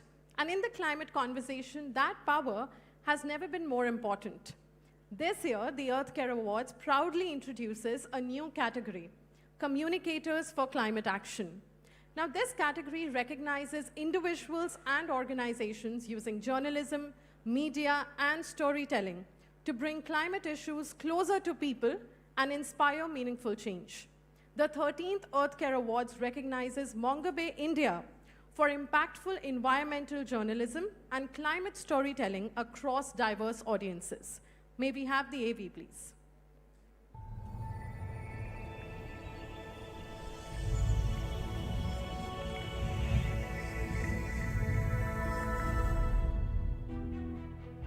Climate change is not just a science story. It is a story of forests, rivers, cities, livelihoods, species, and the communities living closest to ecological change. Mumbai, India tells these stories with rigor, independence, and depth. Through open access reporting in English and Hindi, it brings environmental science and conservation journalism to a wide audience, from policymakers and researchers to civil society and citizens. Its work goes beyond articles. Through features, podcasts, videos, and field-based storytelling, Mumbai, India makes complex environmental issues accessible while amplifying voices from India's conservation frontlines. By connecting evidence with human stories, Mumbai, India has helped build public understanding around climate, biodiversity, pollution, and ecological change.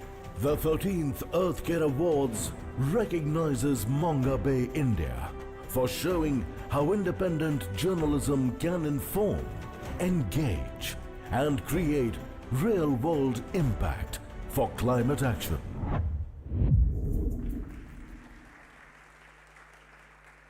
To receive the award, may I invite the team Mumbai, India to kindly come up on the stage.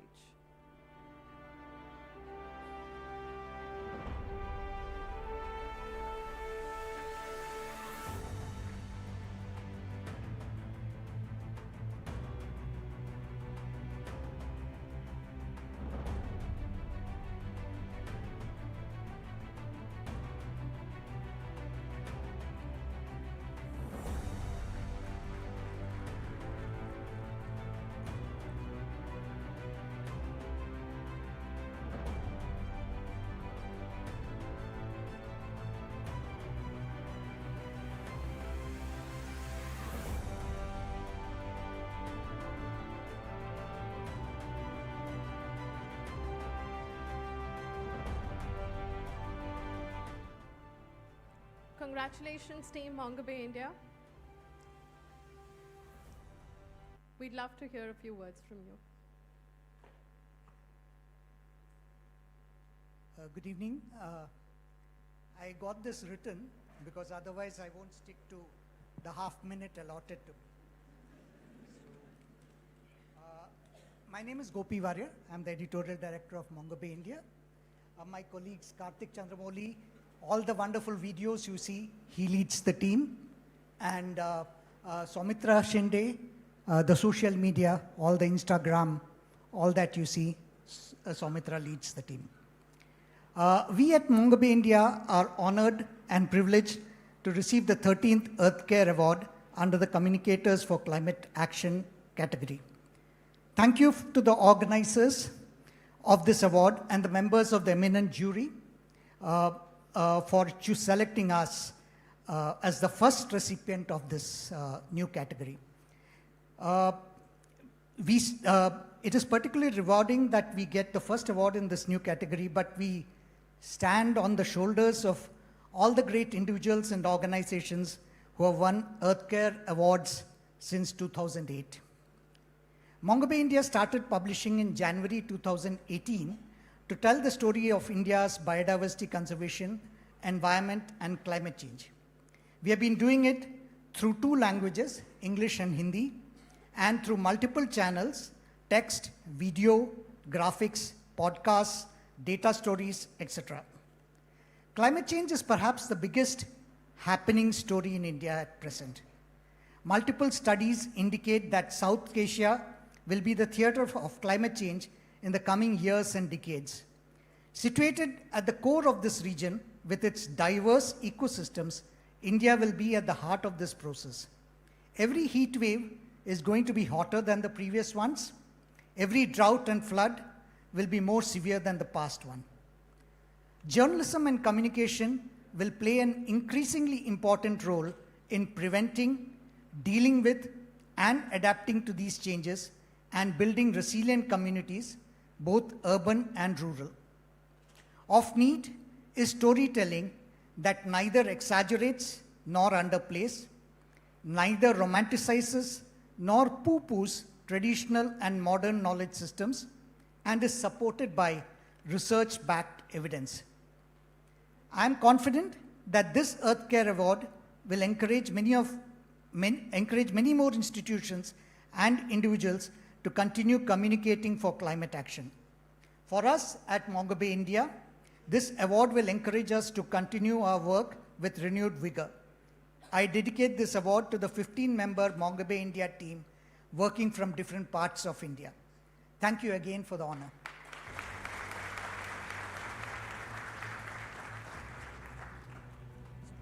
Congratulations, Team Mumbai, India. And thank you for bringing out stories that matter.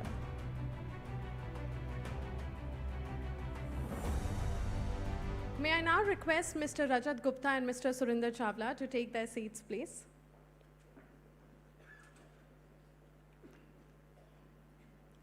And for this important category of young climate champions, we now welcome the chair of the jury, Dr. Ajay Mathur, to kindly join Mrs. Jindal on the stage to present the awards to the young champions.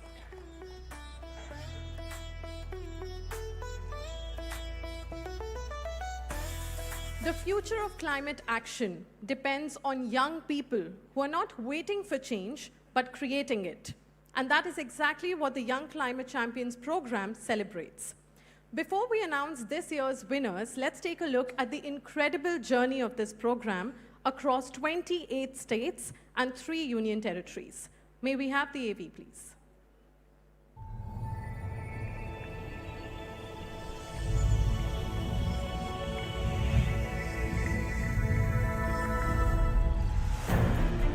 The 13th Earth Care Awards proudly returned with the Young Climate Champions program for the 2nd consecutive year after an overwhelming response to its inaugural edition.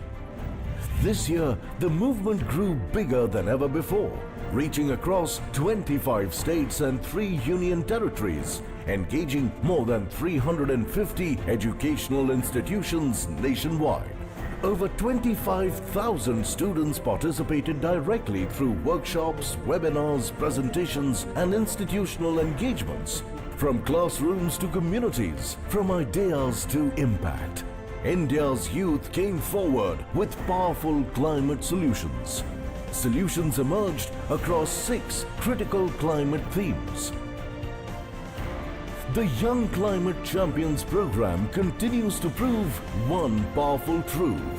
The future of climate leadership is already here. And it is young, innovative, fearless, and determined to build a climate-resilient India. Celebrating youth, inspiring climate action.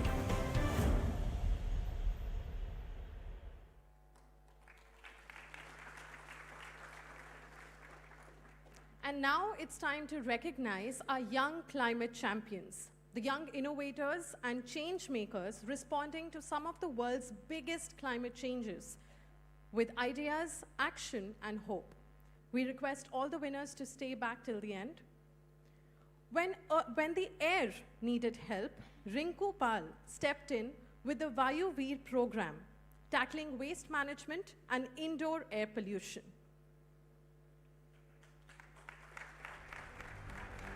We welcome Rinku Pal on the stage.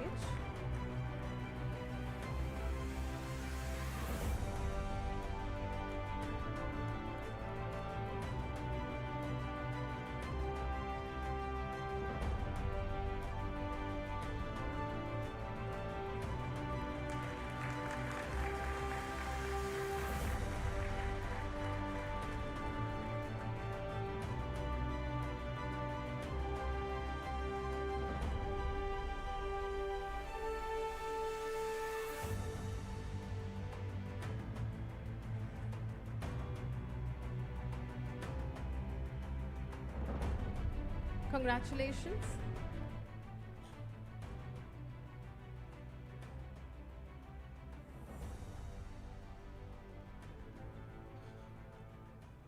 I believe every young person is a change maker.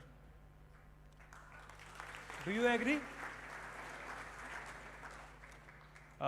जब मुझे पता चला कि मैं अर्थ के robot के लिए select हो गया, actually I was very excited, क्योंकि जब हम कम्युनिटी में काम करने जाते थे इतनी डांट पड़ती थी कि सारा कॉन्फिडेंस नीचे हो जाता था। इतनी सारी डांट खाकर आज यहाँ पहुँचा हूँ, काफ़ी खुश हूँ। और इसके लिए मैं JSW, टाइम्स ऑफ इंडिया, अर्थ के रोबोट 2026 का धन्यवाद करना चाहता हूँ कि नॉमिनेट करने के लिए। मेरा नाम रिंकू पाल है, मैं जमशेदपुर से आया हूँ, झारखंड, और हम जमशेदपुर में हवा प्रदूषण को लेकर काम करते हैं। वायुवीर करके हम एक मुहिम चला रहे हैं जो कि जमशेदपुर में एक नई पहल शुरू की है। इसकी शुरुआत 2023 में 7 सितंबर को रखी गई थी। आदर्श सेवा संस्थान एक ऑर्गेनाइजेशन है जमशेदपुर की, और असर बेंगलोर ने इसकी शुरुआत की थी। और मुझे अभी भी याद है कि मैं उस समय पहला वायुवीर था और मैंने इसकी शुरुआत की थी, और अभी भी मैं टीम को लीड कर रहा हूँ। साथ ही हम जमशेदपुर में अलग अलग गतिविधियों के माध्यम से लोगों को जागरूक करते हैं, एयर पोल्यूशन के बारे में समझाते हैं, और सरकारी अधिकारियों के सामने कुछ डिमांड्स भी रखते हैं। और हमारा अचीवमेंट तो वैसे भी बहुत ज़्यादा है, लेकिन एक सबसे बड़ा अचीवमेंट है कि हम एडमिनिस्ट्रेशन बॉडी और मीडिया हाउस का कैपेसिटी बिल्डिंग कर पाए हैं। और इसी के साथ ही मैं अपनी बातों को विराम देना चाहता हूँ। Thank you.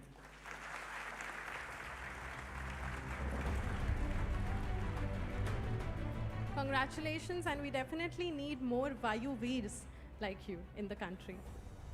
When pollinators began disappearing, Jhansi Bhupendra Pulla stepped in with the Pollinator Highway Initiative, supporting biodiversity restoration and climate resilience.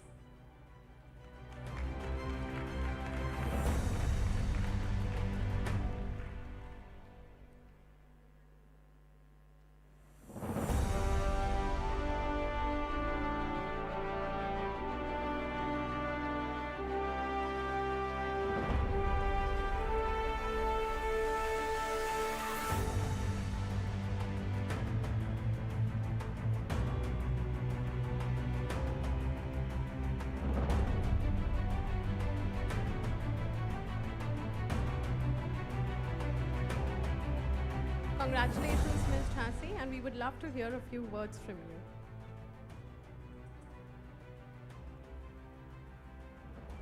A very warm evening to one and all present over here. My name is Jhansi Bhupendra Pula. Thank you, JSW Times of India Earthcare Awards 2026 to recognize me. Well, let me start with few lines I have written. Every silent goodbyes from the nature begins with the disappearing habitats. A silent farewell written in fading flowers, vanishing ecosystems, and a quite tiny loss of our pollinator partners who once left our life blooming. Well, we always notice nature when something blooms very beautifully, but we rarely notice something disappears silently. Pollinators are one of the major sources because what they does is they help us for our food.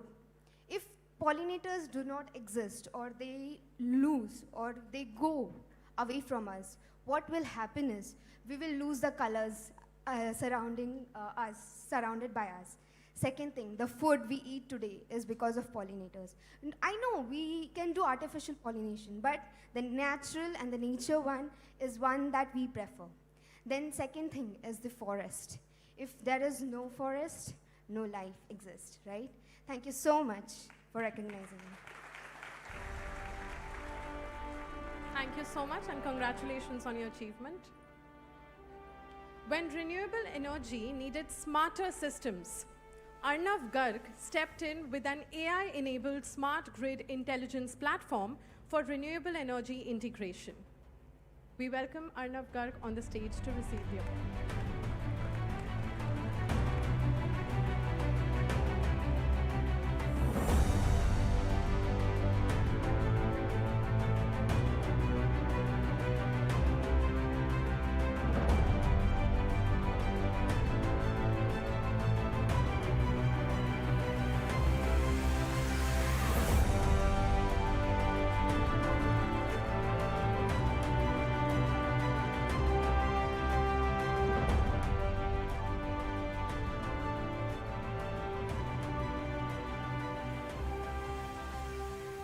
Congratulations, Arnav, and we would love to know what led you to start this.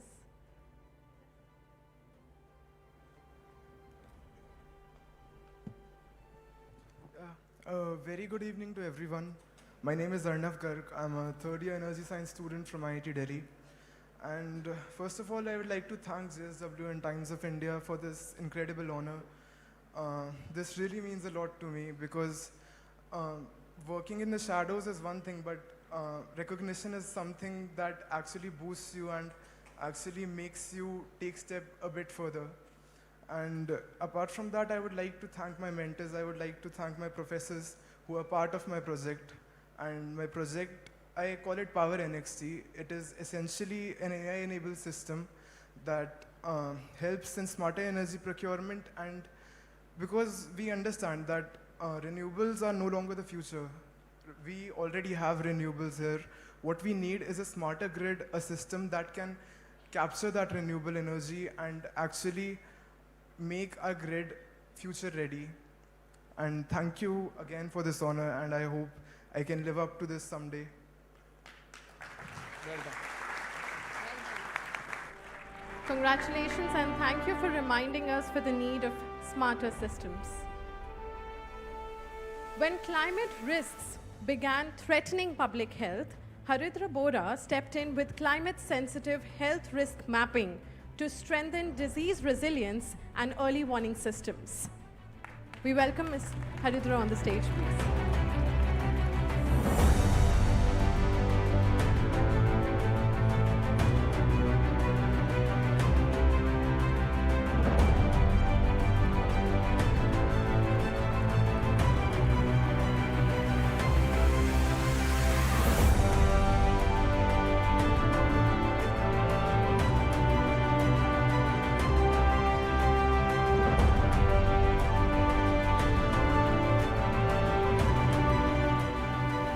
Congratulations, Ms. Bora. Please do share a few words with us.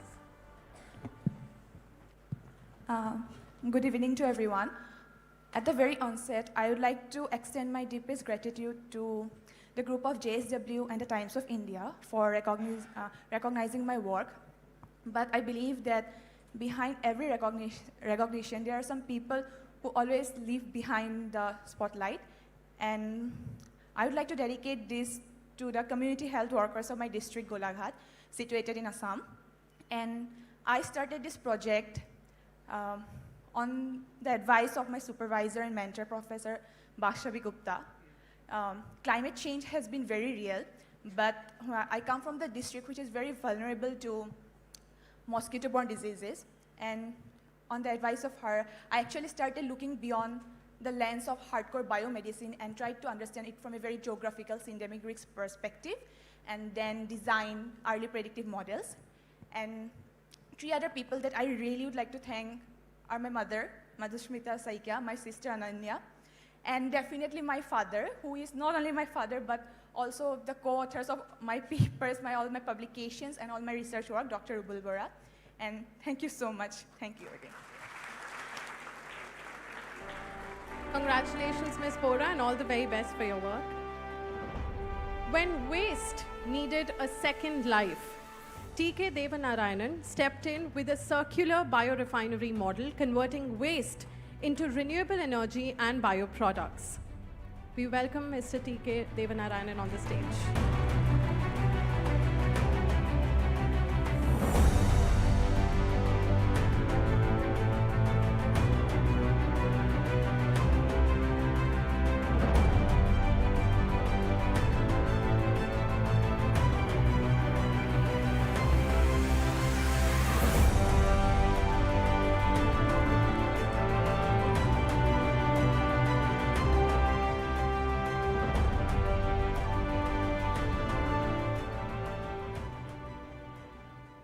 Congratulations, and please do share a few words with the audience. Good evening, all. I'm Devanarayanan, a chemical engineering student from NIT Calicut, and my ambition is to develop sustainable solutions to chemical process system problems. With this motive only, I am working on the project of meat waste processing unit, and in the meat waste processing unit, my aim is to collect all kind of poultry waste and convert into value-added products like bioplastic, biogrease, biodiesel, like that. And with this circular economy model, we are trying to address the societal problems like stray dog attack, then the disposal of meat waste and garbage dumping. So these all public problems we are trying to address with this meat waste processing unit. And standing in this stage, I want to express my sincere gratitude to Times of India and JSW for providing me this wonderful opportunity and recognition. Also, I want to mention my guide, Dr. Yogesh Kumar from NIT Calicut, who is supporting me in working on this project. Thank you. Congratulations, and thank you for inspiring all of us to do our bit. When clean water solutions became more urgent, Arpit Kumar stepped in with innovations in sustainable water purification and heavy metal removal. We welcome Mr. Arpit Kumar on stage.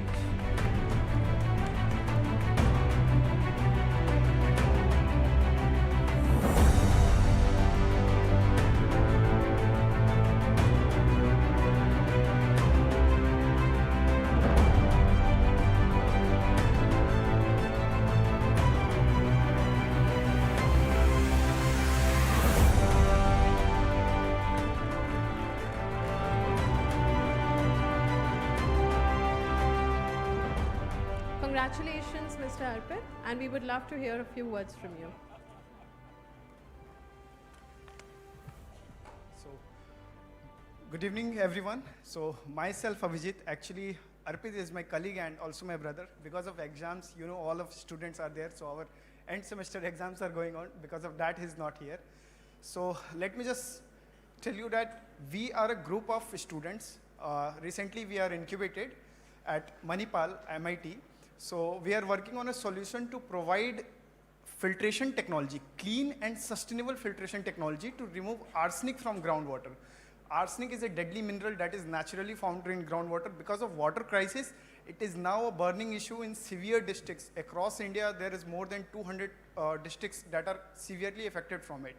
Imagine just drinking water can cause you cancer. So it's a serious health issue, especially in our hometown from where I am, Bihar, Patna.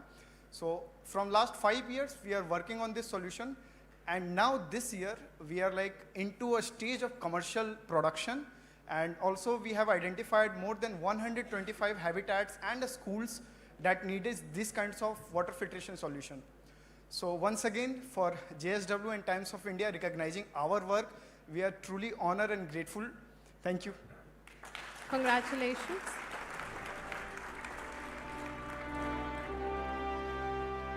And when campuses needed to lead by example, Rajalakshmi Institute of Technology stepped in by building a climate-resilient campus through sustainable infrastructure, renewable energy, and strong environmental leadership.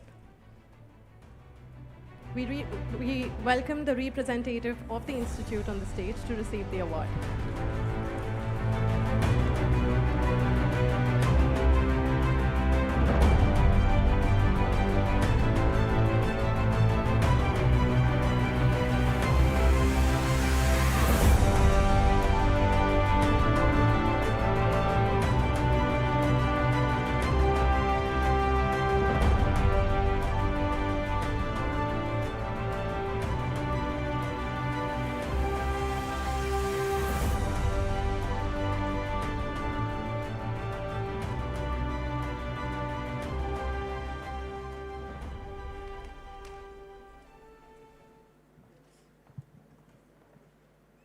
Good evening, everyone.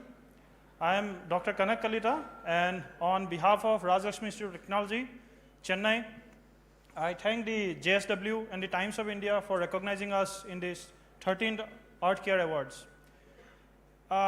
We at Rajalakshmi Institute of Technology, we are a relatively young institute situated in the heartland of Chennai, and we are trying to tackle this problem of climate change and sustainability in multifaceted way. From our researchers who are sweating it out in the lab, who are working day and night to find solutions on different kind of technologies, to actual implementations that we are doing in the campuses. For example, we are working on building solar systems, building renewable systems, at the same time sewage treatments, everything. We are working on all of them. So all of this, it feels great to be recognized by the JSW and the Times of India group at a national level, and we hope that we continue to scale what we are doing and we continue to make the country proud. Thank you.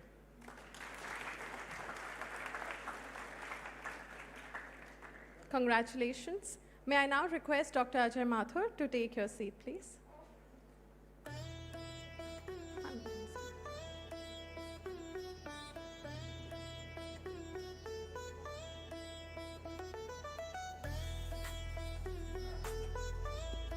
Now I'd like to shift your focus from awards to art.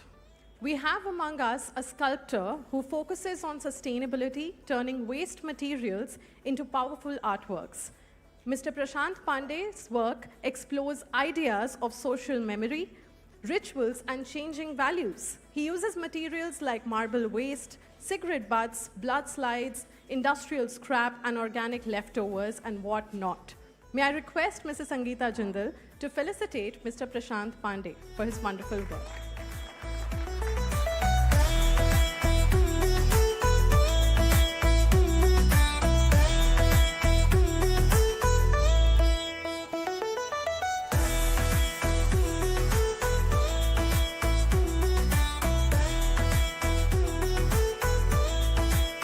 May I now request Mr. Prashant to share his thoughts and inspiration behind his art installations, please. Hi, good evening, everyone. So it's my honor that I'm over here with you all. You all are visionary over here to save our earth. So guys, when you enter in this hall, you have come under over 3 lakh discarded cigarette butts. And these are in the form of leaves. So these are floating, resting, and falling.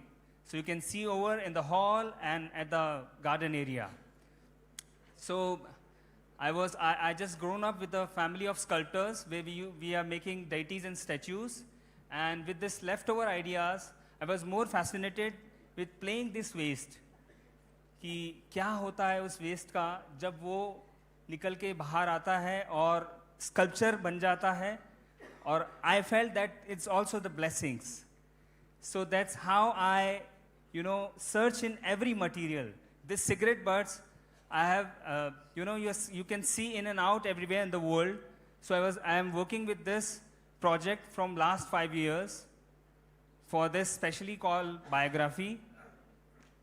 So this, you can have the beautiful shadow over here for sustainability and how I can transform waste into the wealth. And I thank you JSW Foundation, thank you Times of India, thank you Mrs. Jindal and Reema and Amit. Thank you. Thank you so much. And may I request Mrs. Sangeeta Jindal to please take her seat.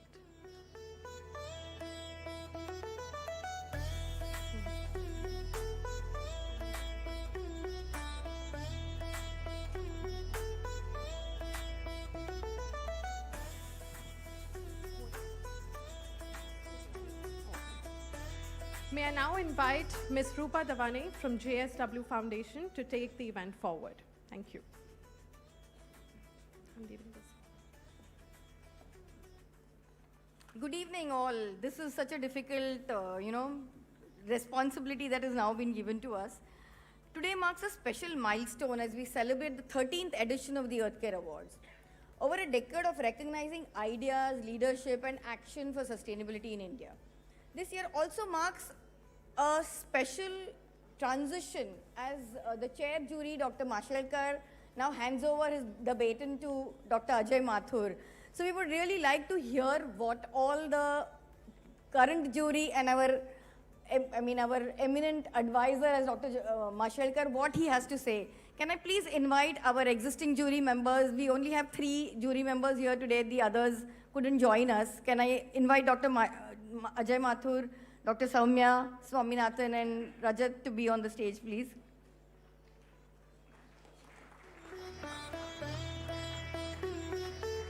Dr. Mashelkar, can you please join us? Thank you so much.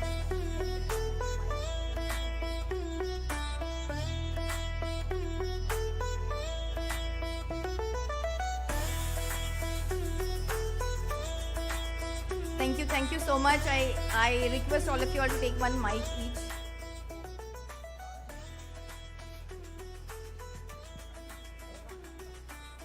As the awards enter a new chapter, this jury conversation brings together seasoned experience and fresh perspectives for a sharp, engaging exchange on climate action, innovation, and the future of sustainability. The collective wisdom here, oh my God, it's like, oof, I'm sure all of you all are feeling the pressure. Imagine what's going on for me. So I'm going to do a quick round. Dr. Mashelkar, we would like to hear from you. As you pass on the baton to Dr. Mathur and welcome a new generation of jury members, what is that one belief or guiding thought you hope will continue to define the spirit of Earthcare Awards? Well, to start with, innovation is doing things differently, all right? So I'm going to start differently because this is a very special occasion, by the way. We have Soumya Swaminathan getting elected as a Fellow of Royal Society. This is a great special honor. In 365 years of history of Royal Society, she's only the second woman scientist from India to have been elected. And equally importantly, but more importantly, Professor M.S. Swaminathan, her Bharat Ratna, Professor M.S. Swaminathan, the regent, he was FRS, she is FRS. This is the first time ever from India that a father and a daughter duo has become Fellows of Royal Society. And there is a third thing, normally private conversations are not disclose, but I can't help it, me being what I am. I was just telling her that when you become a fellow of Royal Society, there's something special you do. And I told her about my experience in 1998. So you sign in the book in which Newton has signed, Einstein has signed, and all that. Okay, and you do it in the same way that they did, by the way, ink pot and the rest of it, not ballpoint pen. And they make you practice. And you are allowed to see any one signature, by the way. And I told her I saw Newton's, whose signature you are going to see. She said, not Newton, not Einstein, I will see my father's signature. Wow. Very, very proud. Very proud. So thank you very much.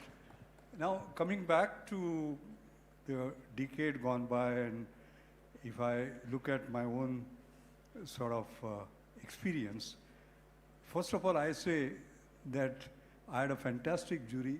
They did all the work, including you, and I took all the credit, very frankly. So, first of all, thank you for being such a fantastic jury. The second, what I experienced was that climate change is done because of human activities, but it is again human intellect, human imagination, human desire that is going to make the change. That's the first thing I saw.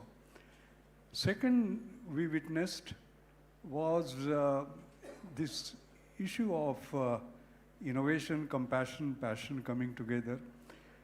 Passion and perseverance, but all with a big purpose, by the way. In all the awards that we saw, there was a big purpose that was being chased. That was the sort of second. And the most redeeming feature of that, of those 10 years, very frankly, the way we actually expanded the scope by getting more and more stakeholders. You saw some of the greatest applause was to the young people today. We got them. And Sangeeta, I must give you credit for pushing us all the time to think of the women participation, for example, getting it done and so on and so forth, etc. So it has been very dynamic, I would say, as far as these awards are concerned. They have this special brand, so as to say. Earth Care Awards are very, very special. Thank you so much. Thank you so much. Now, of course, it brings me to the new chair jury. So, Dr. Mathur, I'm going to ask you, as the new jury chair, what stood out to you most about this year's ECA and the diversity of climate solutions emerging from across India? I think there are three kinds of things, or at least two kinds of things, maybe a third as well. The first is the sheer scale. The number of unnamed persons who come out of every nook and corner of the country surprised us. So you saw that in some categories we recognized as many as 3 people, 3 institutions to get the awards. So the first issue that I would like to focus on is the diversity of the applicants. The second is that what I realize is that the vast numbers of people who are applying are doing it out of voluntary persuasion. Yes. And I think it's important. Ashwini Bide was here earlier in the evening. It would be important if we are able to get some kind of mandatory role for particularly industries to participate, to provide resources for these kinds of efforts. I think it would help us tremendously in enhancing the messages that are brought out to the people. Thank you. Thank you. Thank you so much. Now, Samya, it's your turn. As a new member of the Earth Care Award jury, what impressed you most about the selection process? Thank you, and it's been a great experience being a part of the jury. I think what I was really impressed by, one, was a very professional way in which the applications had been screened, and the shortlist that was brought to the jury was of such high quality and caliber that I think the jury had a very tough time, frankly, you know, making the final choice.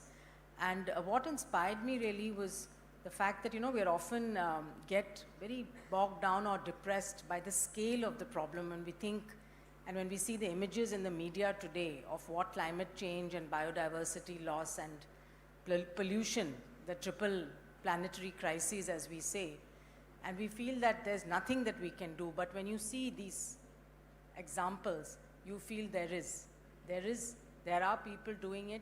Of course, there's much more to be done, but this gives you hope. So I was left with a lot of hope at the end of the process. Thank you so much for the encouraging words. And now Rajat, since you're a seasoned member of the Earthcare jury now, having witnessed the evolution of the ECA over so many years, how do you see India's sustainability landscape influencing India's economic transformation going ahead? I think it's a good question. It is influencing it very strongly already.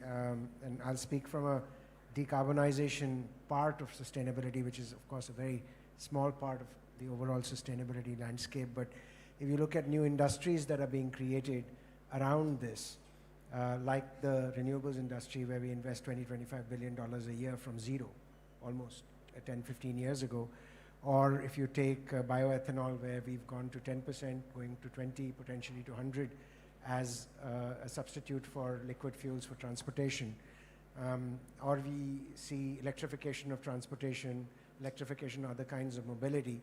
So I think there are large industries, or if you look at battery, for example, right? So there are large industries that are being created on the back of this trend. And of course, it has to be supported by regulations on the one hand, technology on the other, and scaling third. Thank you so much. When it's like, you know, there's a full congregation of scientists and jury and innovators, and it all becomes a very serious matter. I just want to add a little bit of fun element in this. If each one of you has to describe ECA as a journey or as a moment, what would you have to say? One word, please, with Soumya. Inspiration. Thank you. Dr. Mashelkar. Inspiration. Thank you. Dr. Mathur. One word? Yes, please.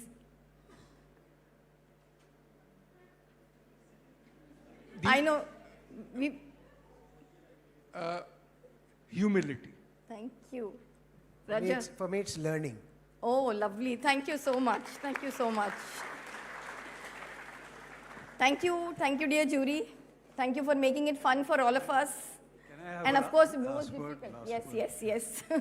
I'm sorry, I'm doing things differently. No. One thing I want to say is that your success, and you were very kind to show that smart film, how successful you have been depends upon your successor. Yes. I want to say, and I'm repeating it, he will be 10 times better than me. I was a student of climate change. He is a guru of climate change. Wow. Because if you see, you know, heading Terry, the Solar Alliance, Prime Minister's Climate Action Committee and the rest of it, etc., he's the real guru. So 10 times better, at least. Thank you.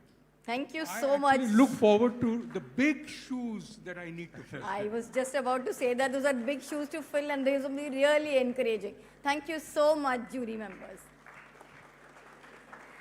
As we come to the close of this inspiring evening, I'm filled with immense hope, gratitude, and renewed determination. On behalf of the Earthcare Awards, I would like to extend my heartfelt thanks to the esteemed dignitaries and guests today, our distinguished jury members, of course, our knowledge partners and outreach partners, and all the invisible teams who make this evening a success, because there's so much hard work that goes throughout the whole year to see this culmination. And most importantly, all of you, my dear audiences, for believing in the power of collective climate action.